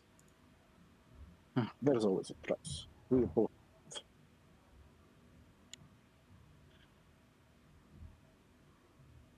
Well, this I think she at this point like finishes the tattoo and she says like, well, this one will be on the house. Very generous of you. What What can I say? I like astrological symbolism. And now for the less pleasant part. Please. Yeah, of course, there's always a but. Come with me, and she will like walk you outside of the tattooing space and like walk you down the stairs to the basement. Almost looks like home. Yeah, there's like a basement there. there's like a room where Lester sleeps, and there's like some hay on the ground from what I understand. Lester's room is quite identifiable by the carvings on the door. Yeah. It says Lester in runes. Huh. Lester's place, I assume? Yes, he stays here. Looks just like him. And she'll walk you to this like hatch in the ground, like a metal hatch in the ground, and like open it, and like say, after you. And there's like a hole in the ground. How deep is it? It's probably like a 1 story down from the basement. So it's like a second story, so it's like second level of the basement. I'll just jump down. There would be like a. Yeah. Saiph just jumps down. Okay, jumps down. Oh, okay. She will like walk down the. And basically, you are. This like damp room. There's like some alchemical signs on the floor. There's like clear signs that there's like blood. There's probably like a skull, some weird Crystals and vials and powders and herbs and all sorts of things. Exactly. And there's this like in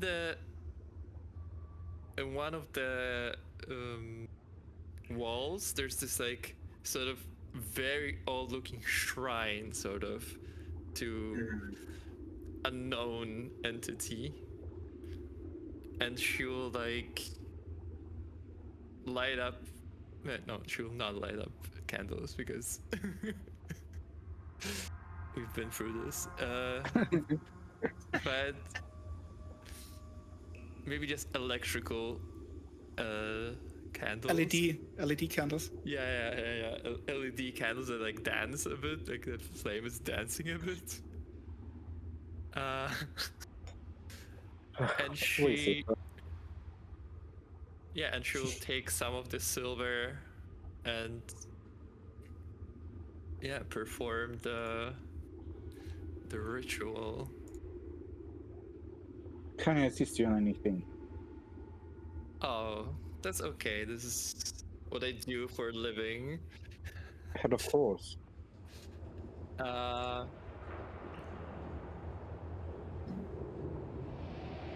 yeah, I will perform the not this one, not this one. Seal the brand. I'm sorry. Seal the brand. No, not this one. Okay. So you activate your little crucible, heating up this silver.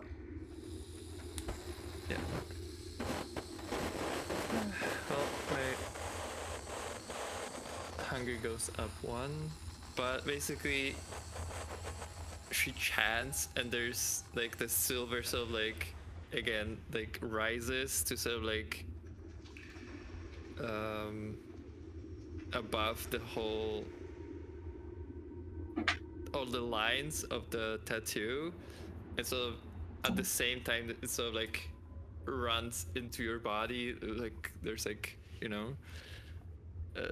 roasting smell of flesh, and you Well, you take you take what? On its Super- One Superficial point of damage. superficial damage. Yeah. Yes, you feel this burning pain and heat as the silver fills the tattoos, etches them into the core of your being. Could have been worse. Yes. It's Pain. pain is necessary for Yeah. change.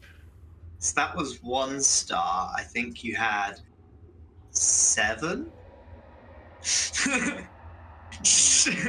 No. Oh.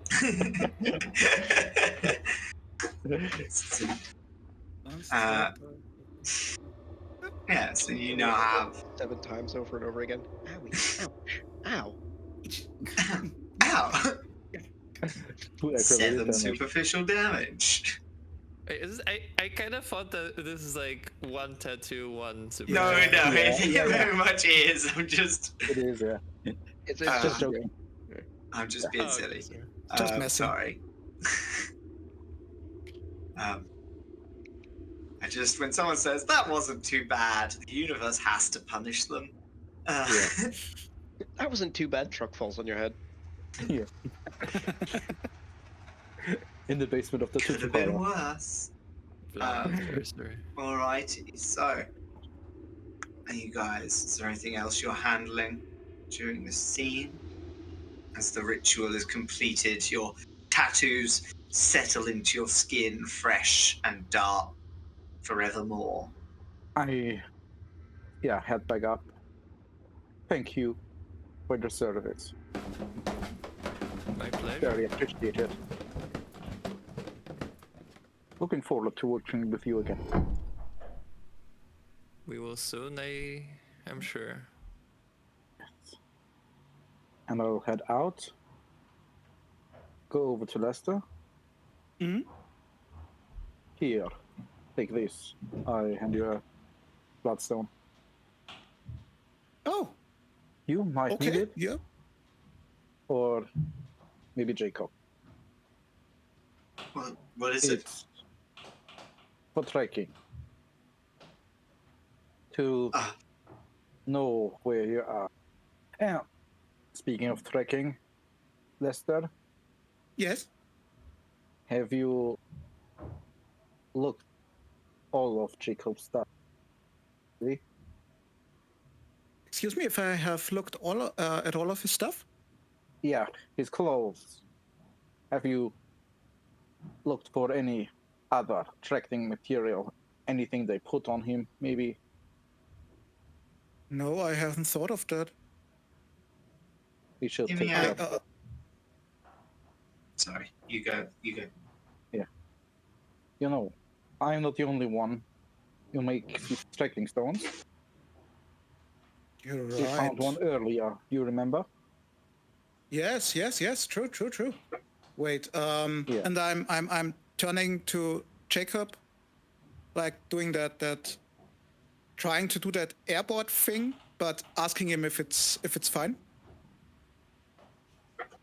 Well, I mean, I think I we don't. borrowed these clothes from you, so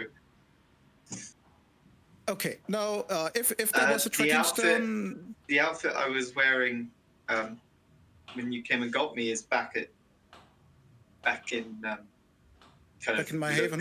looks yeah, kind of Okay, looks at Saiph as if like not sure if he should Yeah. say epic forest. Somewhere in the north, yeah. we So, will yeah, take a look when we get home tonight. Yeah, don't forget. Don't think they put anything in me unless they had someone do it during the day. But that's not something I could help you with at the moment. Okay. But if you notice anything different, don't Yeah. be afraid to contact me or our dearest Sweet. friend Iskra. Should we just burn that outfit, Lester? Your old outfit perhaps just to be safe. They could have put all kinds of stuff. Yeah. Didn't think about that. In general, I assume that everything can be done. It's just a matter of who can do it, how it is done, and what it costs. Yeah. But I assume everything can be done True. by someone. Thank you. And I thank Saiph. And then I turn to Jacob. And now, just so you know, yes, we can burn it, but fire is not fun for us. We burn like the woods in a drought. I mean, even just like throwing it away, if it's got anything on it or in it. But Yeah, fine. probably. All right. See you around, I guess. See you around. And I head out. See ya. Alrighty. So, we're gonna zoom over to Conrad quickly. So the night of the 21st, as the moon rises, gibbous, fat but not full, bulging, the cemetery where you are learning at the moment is quiet in the middle of the night as Eudoxia coaches you through the final steps in the ritual. So, he goes, student, have you prepared the fetter? I have, mistress. And I would produce the fetter of God, I forgot his name. Yeah, of Sir Caleb Lawrence, which I of course have brought with me. His signet ring, rather. Yes. Okay. You must cut your hand. Allow the vitae to pool in your palm. Feel it. Don't drop it. And summon your ray. Call them. Would do as I'm instructed, so first use summon spirit. And I shall be rolling a rouse check. And yeah, I would wait for Sir Caleb Lawrence to appear. Alright. After. Of course, I need to make a ritual roll. As the veil is thin in this area, an area where a lot of wraiths of London pass through on their journeys, you are able to call out to your spirit, calling and pulling him here. This sense, this presence in the air around you, in the cold that grips this summer night. Yeah. As long as you're gaining stains when you're meant to gain stains, it's all... Yeah, I don't gain a stain though. It is a free. Not for summon spirit. Yeah. Here's... Now, cast your vitae at the wraith and threaten the fetter. I will do as instructed, turning the knife upon the ring. And again, rouse. Oh, no. Right. Yeah, no. I did rouse, but I can't see. It is a 6. I would turn the knife upon the fetter and call out to Sir Caleb. Sir Caleb, can you hear me? You are not unfamiliar with this game, are you? You must obey, as you have in life, and as you have obeyed my master before me. Or you will pay for it. And I apply some pressure to the to the fetter. Okie dokie. So this is going to be your Oblivion Ceremony versus the race Resolve Composure. Yes. That is Resolve plus Oblivion, I believe. I would. Oh god, yeah, I would definitely will re-roll some willpower. Yeah.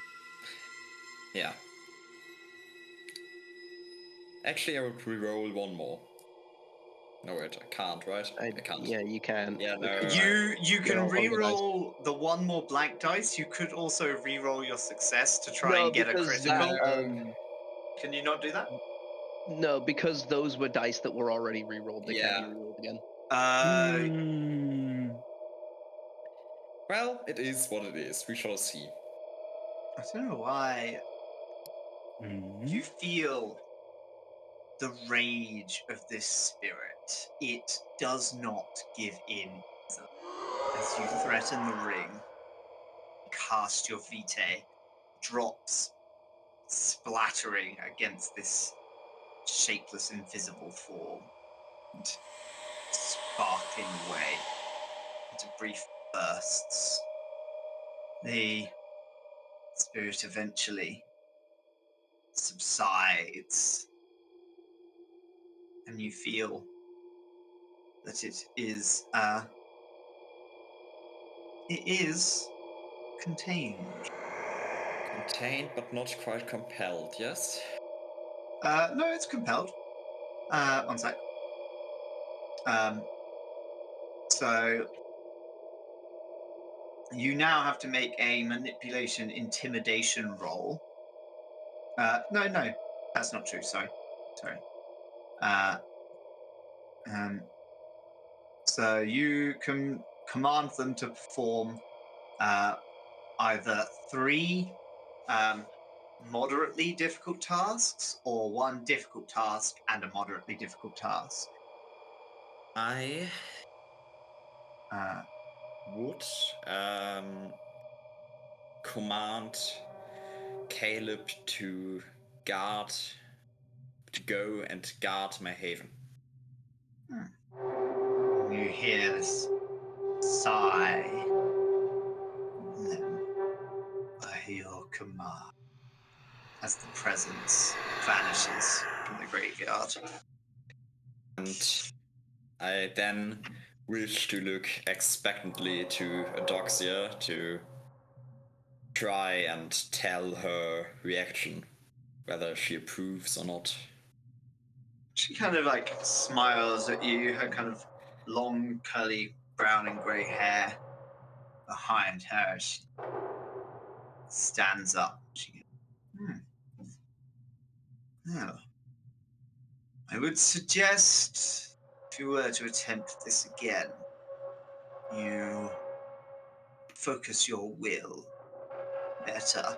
That was sloppy, but you succeeded in the end. Yes, I understand. I was not prepared for quite how resilient he would be. Well, what little the wraiths can affect in this world, they prefer to do so for their own causes. If you are to suborn them to your will, as is your right, you must have the will to do so. I understand. I shall not slip up again. Thank you. Excellent. Now? Do you have a task for me? I I've not yet decided on what I shall need of you for this boon, but you have proven yourself an apt student, at least. There's much more I could teach you in the future. Thank you, But mistress. for now, I must return to the earth before the rising sun.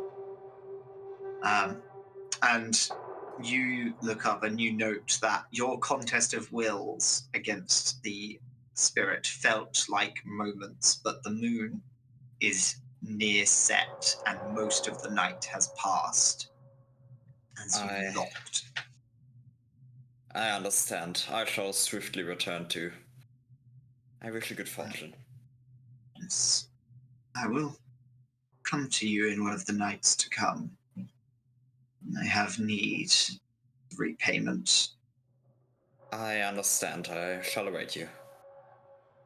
And I Do will be do not falter for me, student. I require great things of you, and thus you must become a great kindred. Yes, mistress. And I shall bow my head and take my leave. She will head off and bury herself in the graveyard. Yes. I would rush home, or rather to the hospital, as swift as I can, and try to feed before the night Do passes. you put a little emergency light on your car? You're a doctor. You can technically do that. Yeah, it's technically a medical emergency.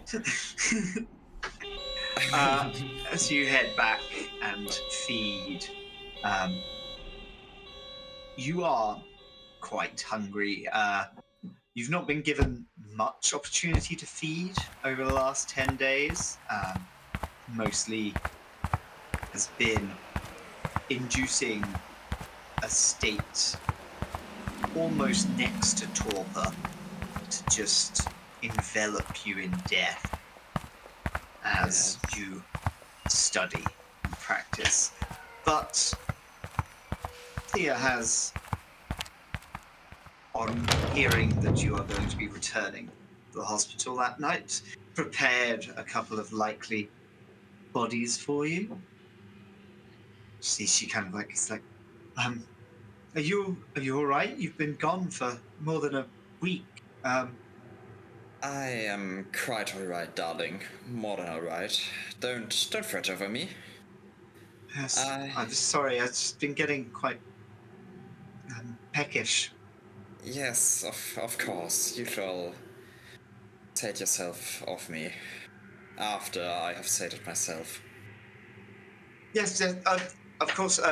She kind of goes to a couple of the drawers and pulls them open. It's like, these ones came in today. They're quite fresh. Car accident. Brings out these kind of two men, one in their mid-40s, one in their 20s. Conrad shall be partaking in the younger man. I will still need to do a medicine intelligence roll. No. Theo has sorted this out while you were away. That is lovely. Then I shall just sate my two hunger as much as I can before quickly retiring with Thea in tow to my haven through the hospital, to the abandoned gangways. Gangways is the English word? To the abandoned ways of the hospital, into the corridor, locking doors behind me, and allowing her to drink. Thank you. Kind of like fills a cup from your wrist. I would let her drink directly from the vein, quite generously even, if she wishes. It's just like, where have you been? I have been studying. Anything good? Yes, quite. My understanding has increased more than it has in the last months. Years, perhaps even.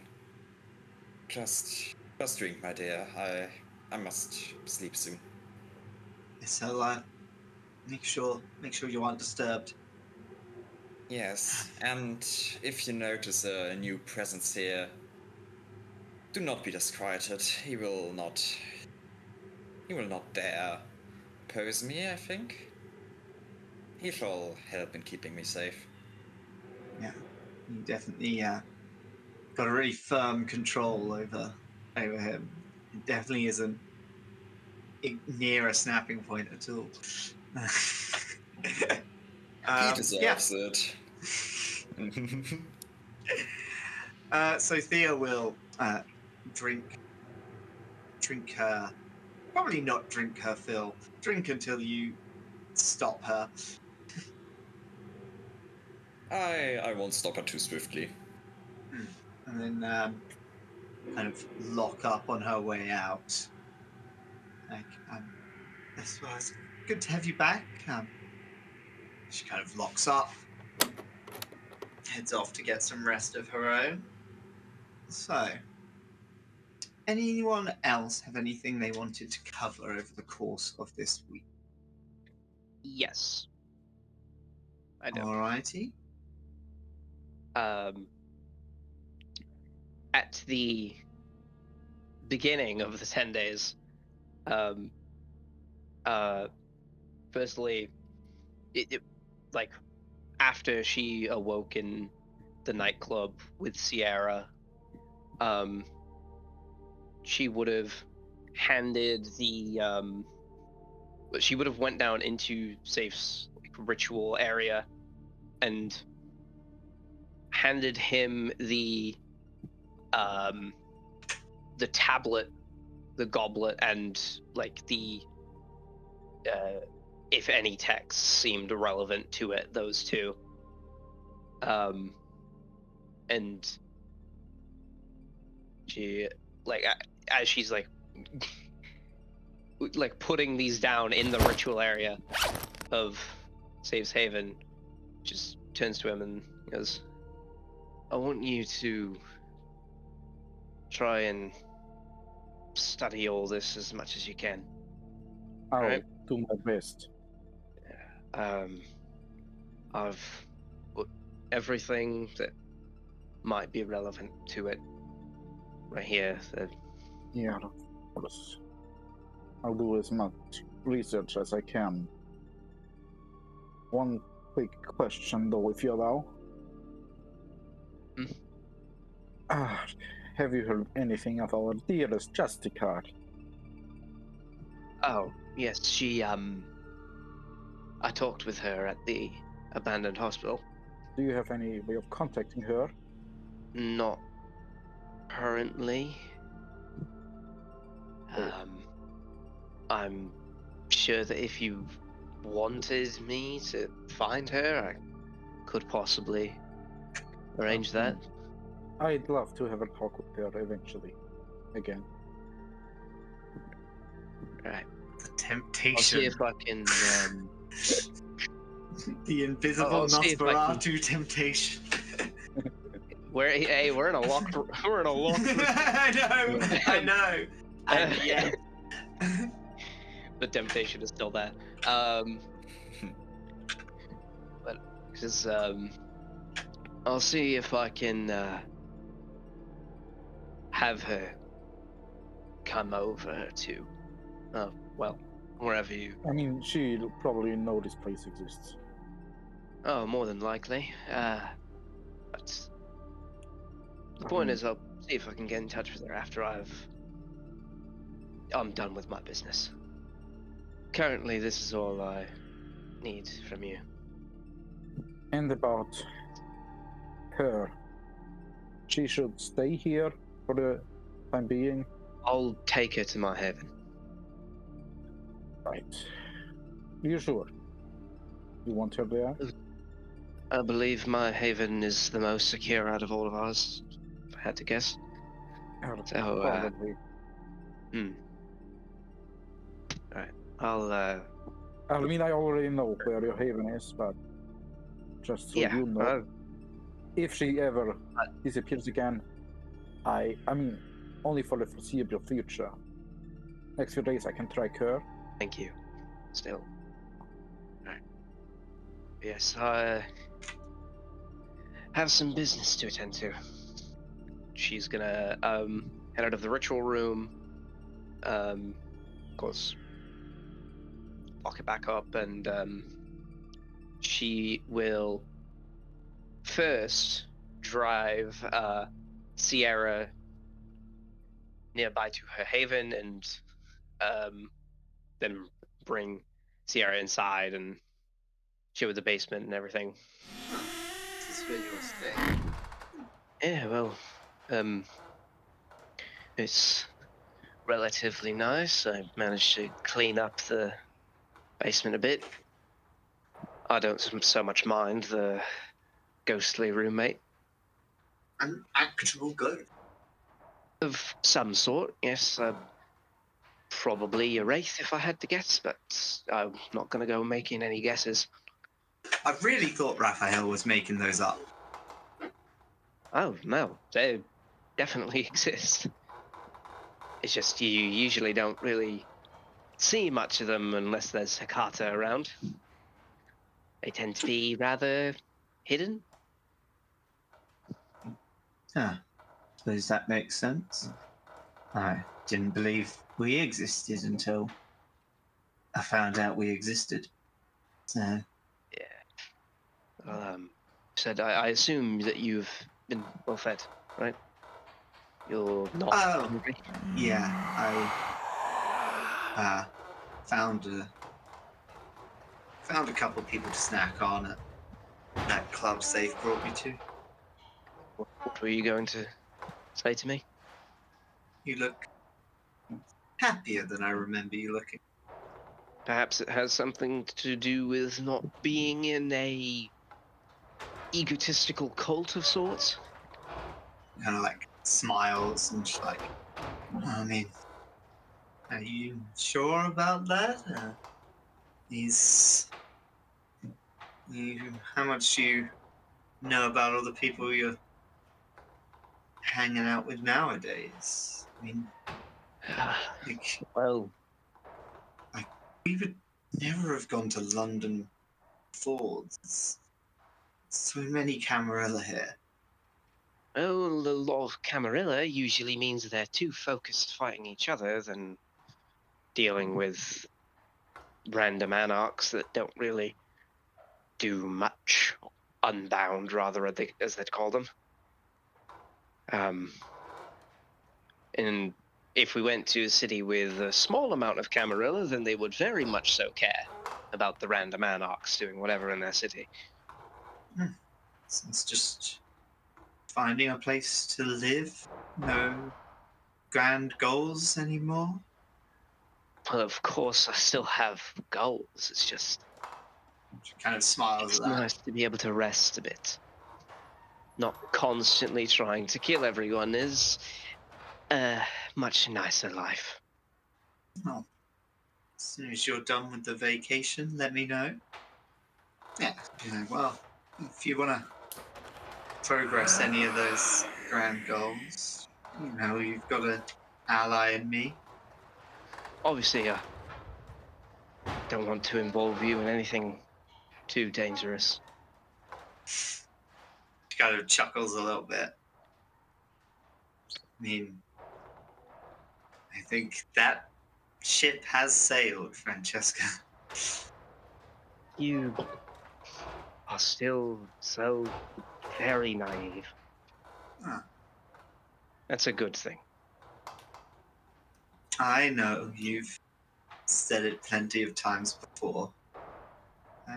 But if you do end up needing a meal, people usually pass through the house occasionally, breaking in, looking for a thrill in some haunted house. But I have some business to attend to. Are you attending to in London, or? Oh, yes, I'm not leaving London. Okay. I'll be here when you get back. She'll kind of grab the sides of her head and kiss her forehead for walking up out of the basement and heading off. First to the museum, the British Museum. Alrighty, heading over to the British Museum. Large building built in the classical style, sweeping pillars and Greek theming. She is not really heading inside. She is, if there is a ghoul around this building anywhere, she would hand that ghoul this letter. If there is no ghoul here, she will simply place the letter very obviously somewhere within the within the museum, or with like slotted in a door or something. Okie doke. If you could give me a just wits awareness to find a ghoul. Actually, I would like to attempt. I would like to attempt to use Bloodhound to see if I can smell vitae on any kind around to indicate that they might be a ghoul. If that would be possible. Okay. That can resolve awareness. Would that be possible? Give me wits awareness with an extra dice. Say, 'cause it's not quite within the full realms of the merit. It's mostly about resonances itself. But I don't dislike that it would help you out in doing this, because it would. You would be able to find the resonance of a ghoul as separate to the resonance of a man, I would say. Oh. I will use a willpower on that, I think. Just... Unless... I should ask first, what's the difficulty? We keep forgetting to ask. The difficulty is 3. Okay. We're good. You're about to do so much willpower damage to this poor ghoul. Just absolutely terrify them. No, you find a security guard who has the telltale smell of vitae mixing with the sanguine resonance of his blood.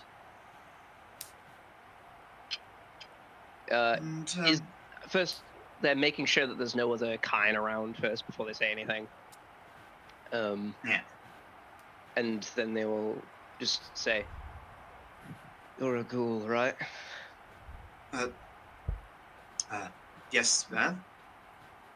Are you the ghoul of Gwenley and Arwen? Why do you ask? I need a letter delivered to her, and swiftly as possible. I could handle that, ma'am. Holds out a hand. Cool. Hand the letter it's this to the school. Kind of early 30s man, balding on top. Just kind of a little bit of stubble around the sides of the head. Wearing a security guard's kind of dark uniform.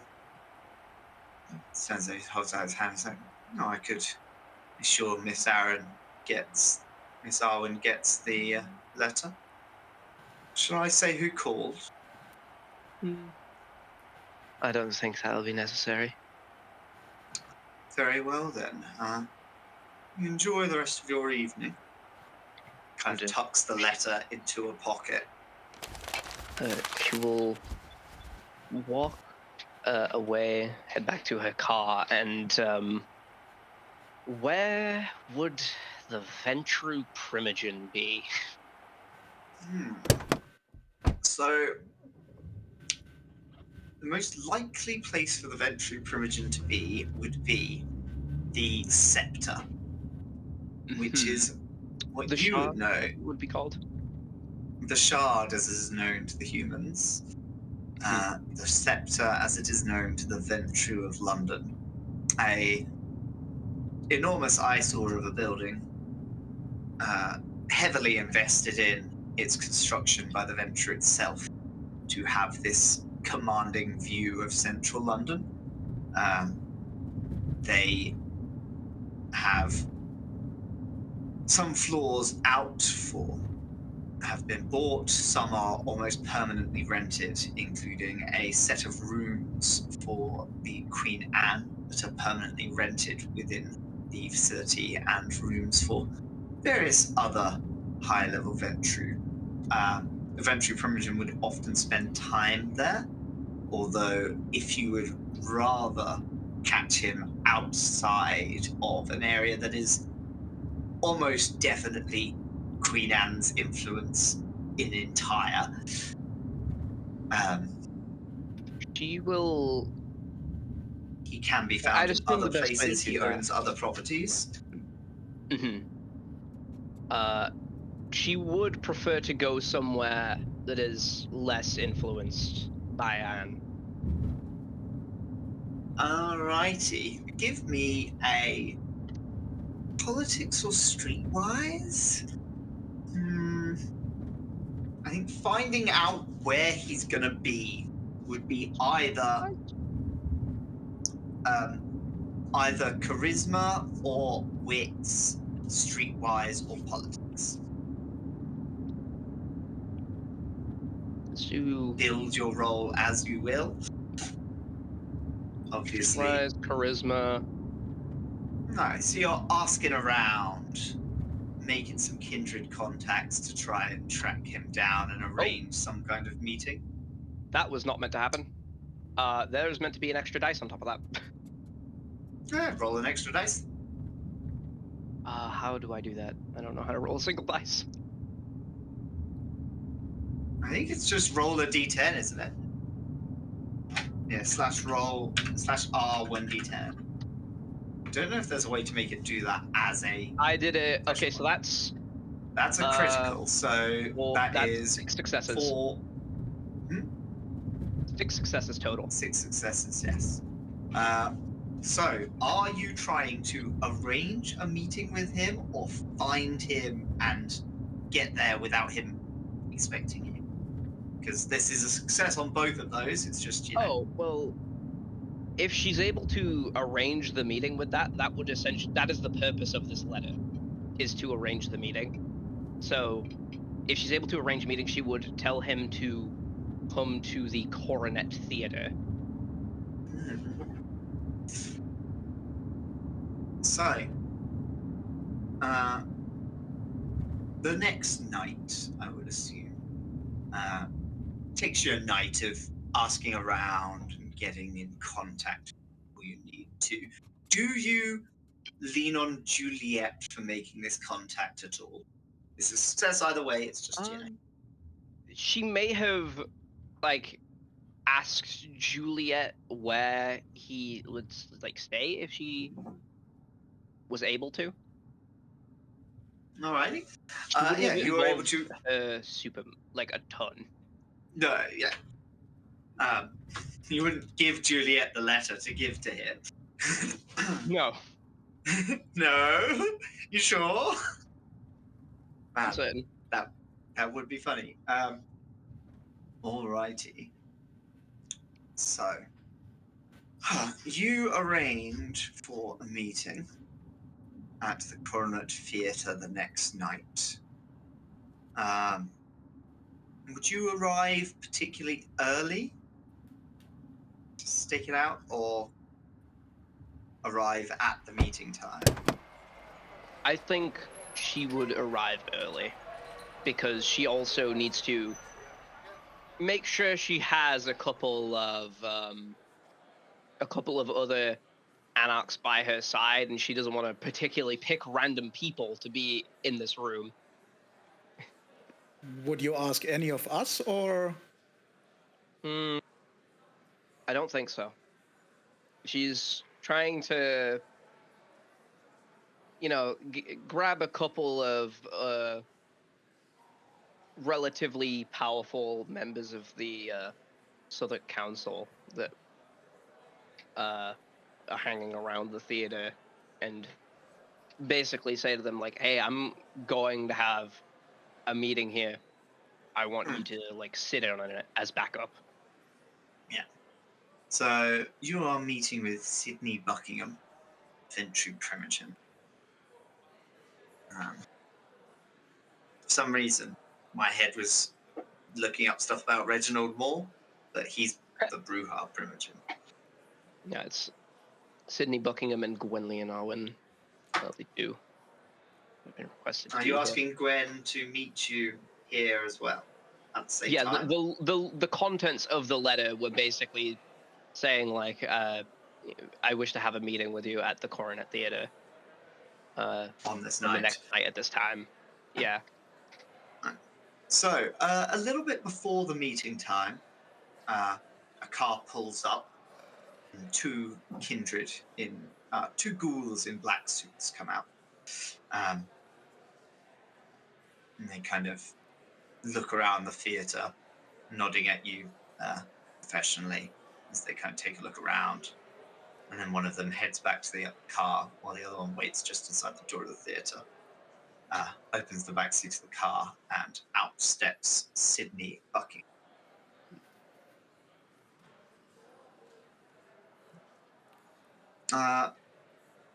Kind of a tall man, shoulder-length, dark hair,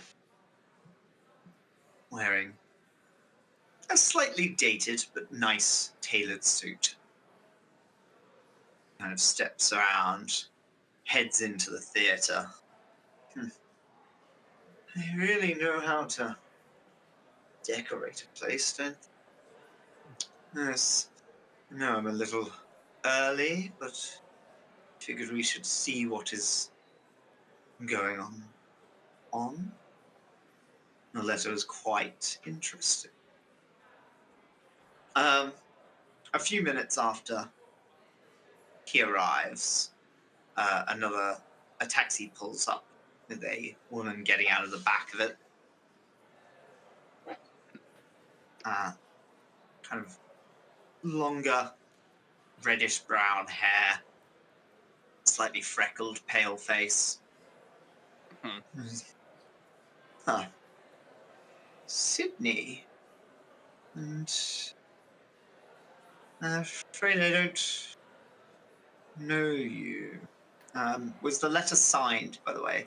Was it said, like, from this person, or was it just completely anonymous? I think I think she would have signed the letter, yeah. No last name, just the first name. You must be Francesca. Oh. Certainly interesting company. Sydney kind of, like, stands up a bit straighter and goes, well, what is it that you would want with me, the two of you? This way. And she's going to lead them into a private area. So that Sydney waves at his ghouls to wait outside. It's just like... So, as you've gotten us down here in this anarch shack. Yes, well,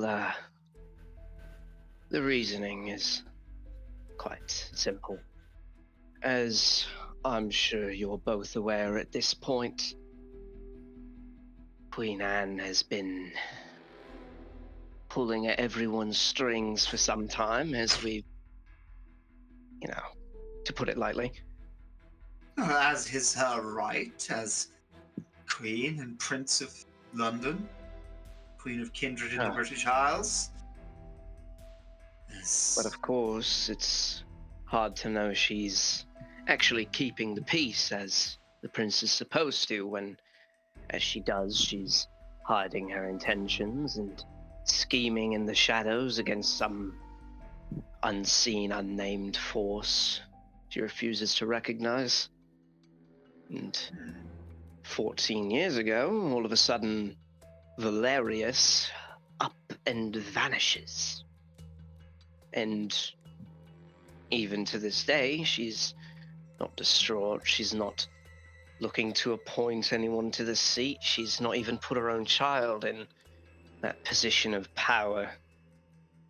Well, there's been a few potential incumbents to the Seneschal's vacated position.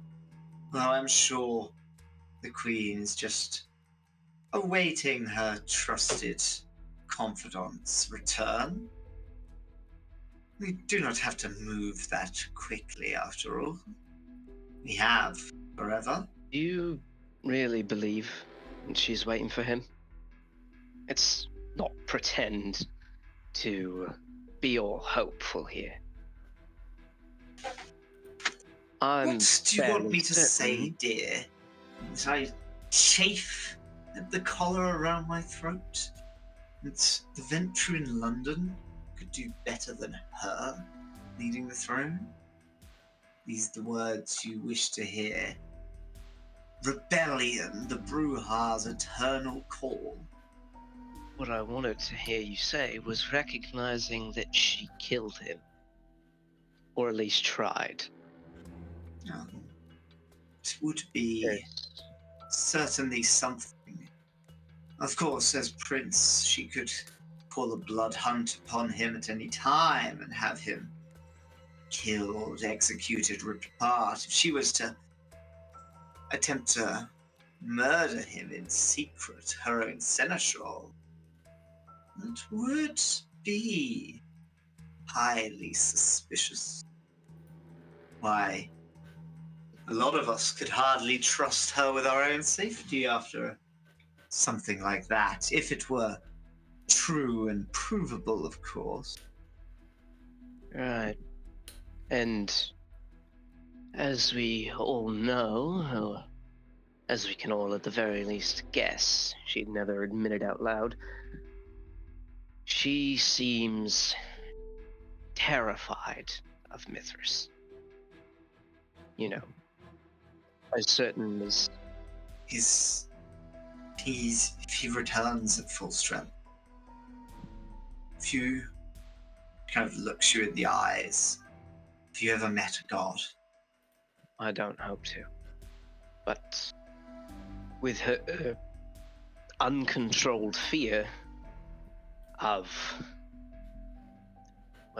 Mithras and whoever may follow him, it would appear to me like she's willing to throw everyone else out of the way and directly into the flame.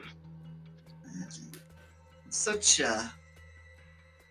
Sydney kind of smiled. He goes, that would be the kind of attitude that would not reserve a royal title. He simply must have a leader who looks out for all of us, shouldn't we? Exactly. And so, as we can all likely accept this as truth, I would believe, I assume you're both aware that no matter what your station, she'll throw you at him too, eventually. Fingers. I mean, she won't have much of me to throw at her, Mithras, if he comes back. She kind of looks down at the floor. Sure, I'll slot right back in. but better that doesn't come around. Don't you think, Sydney? I mean, you're already chafing, as you say, at the collar. I assure you, if Mithras returned as prince, you would be chafing everywhere else as well. Right. And so my offer to you two is quite simple. In return for, whenever the time comes, helping you with keeping yourself away from the fire, as it were, I would like you to acquire some of the Queen's vitae for me. Sydney, his eyebrows shoot up and he can't be serious. I am quite. How in the bloody hell am I supposed to get hold of her vitae? Just supposed to All of ask us her? sleep. We're vulnerable during the day. Every last one of us. You think she doesn't know that? Do you realize I'm how? sure she's aware. But nobody Kind of- can protect themselves perfectly. Or else she Chuckle wouldn't be so softly. afraid, would she? You are truly mad. Well, last I I- checked, madness is what gets things done. I did not say I disagree. Is there a timeline on this, or you've been getting assets in position as one does, preparing for, well, anything that might come up, as situations change, you must be in the position to take advantage of them.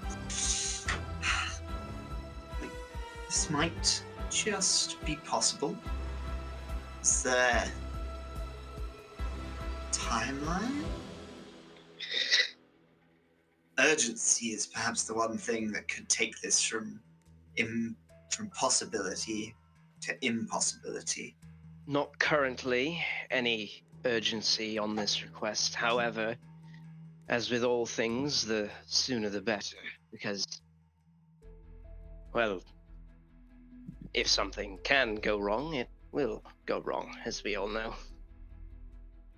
Well, should you be correct in your assessment of the prince, then a little bit of effort should uncover the motivation needed.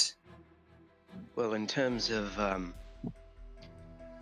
the death of Valerius, or otherwise what may have happened to him, I would check their greatest enemies first. The cultists that followed Mithras and still do are likely the ones that could be of the greatest likelihood to have killed him.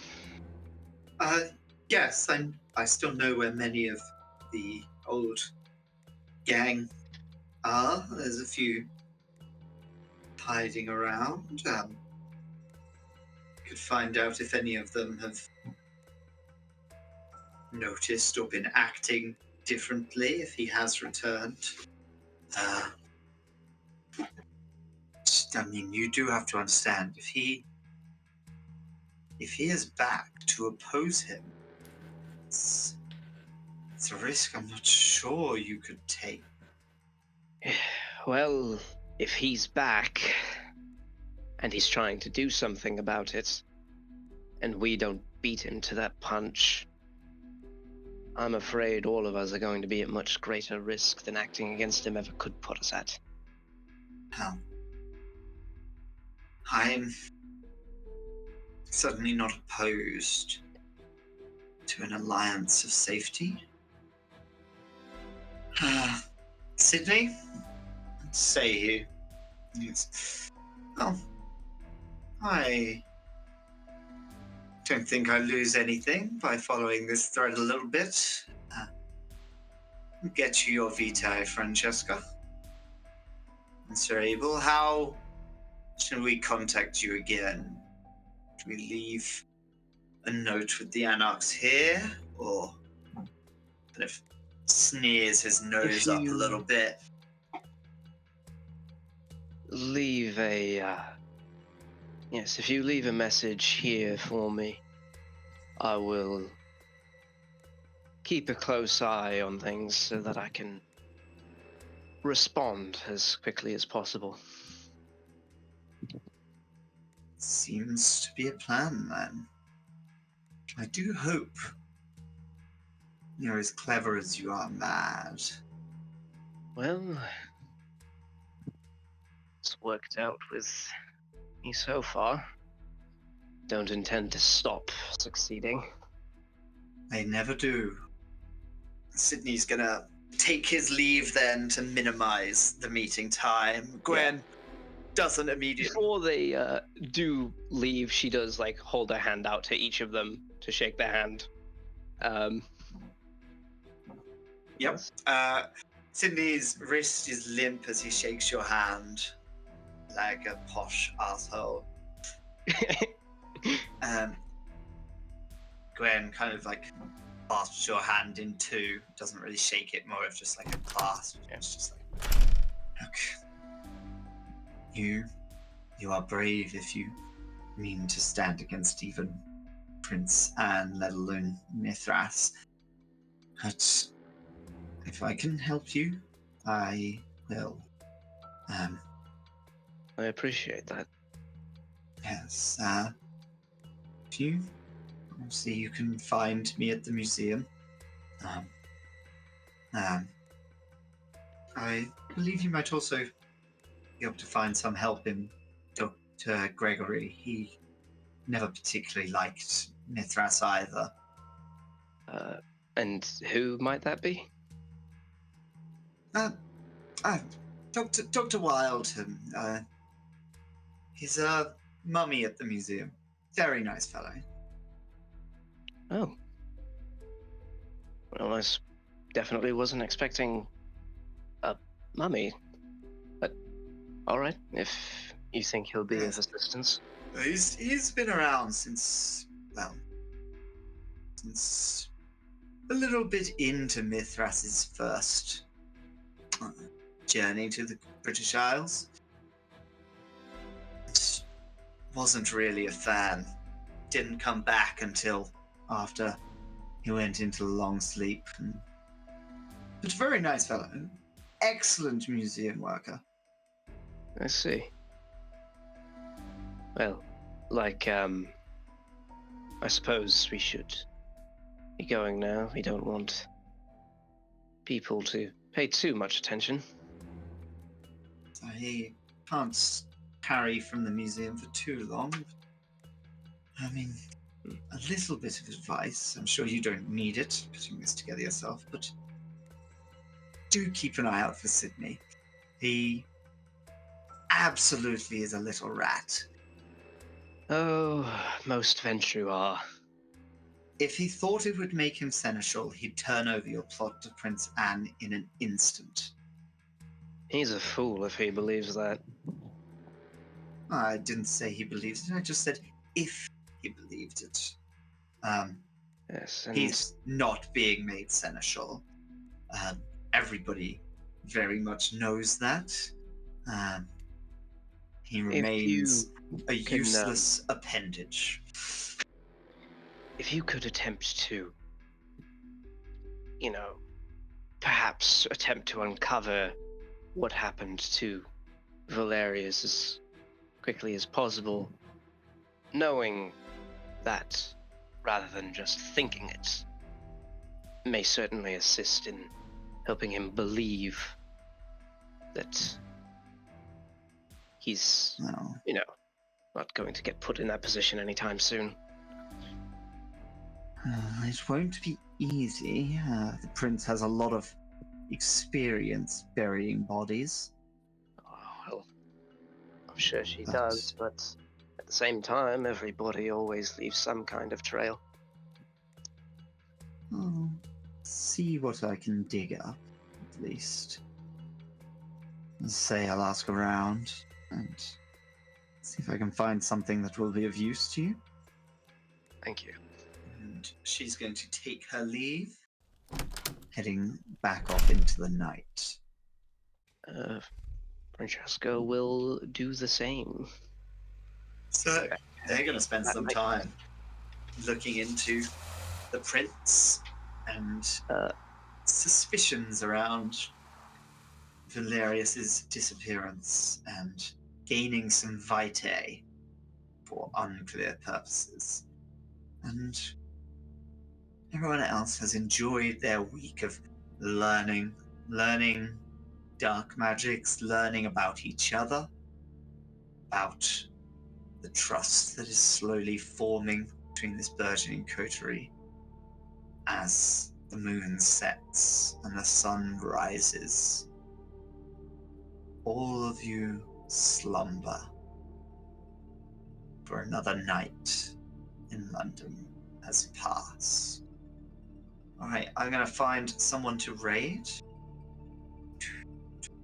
Alright, okay,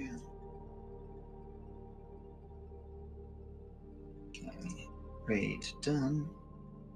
End stream.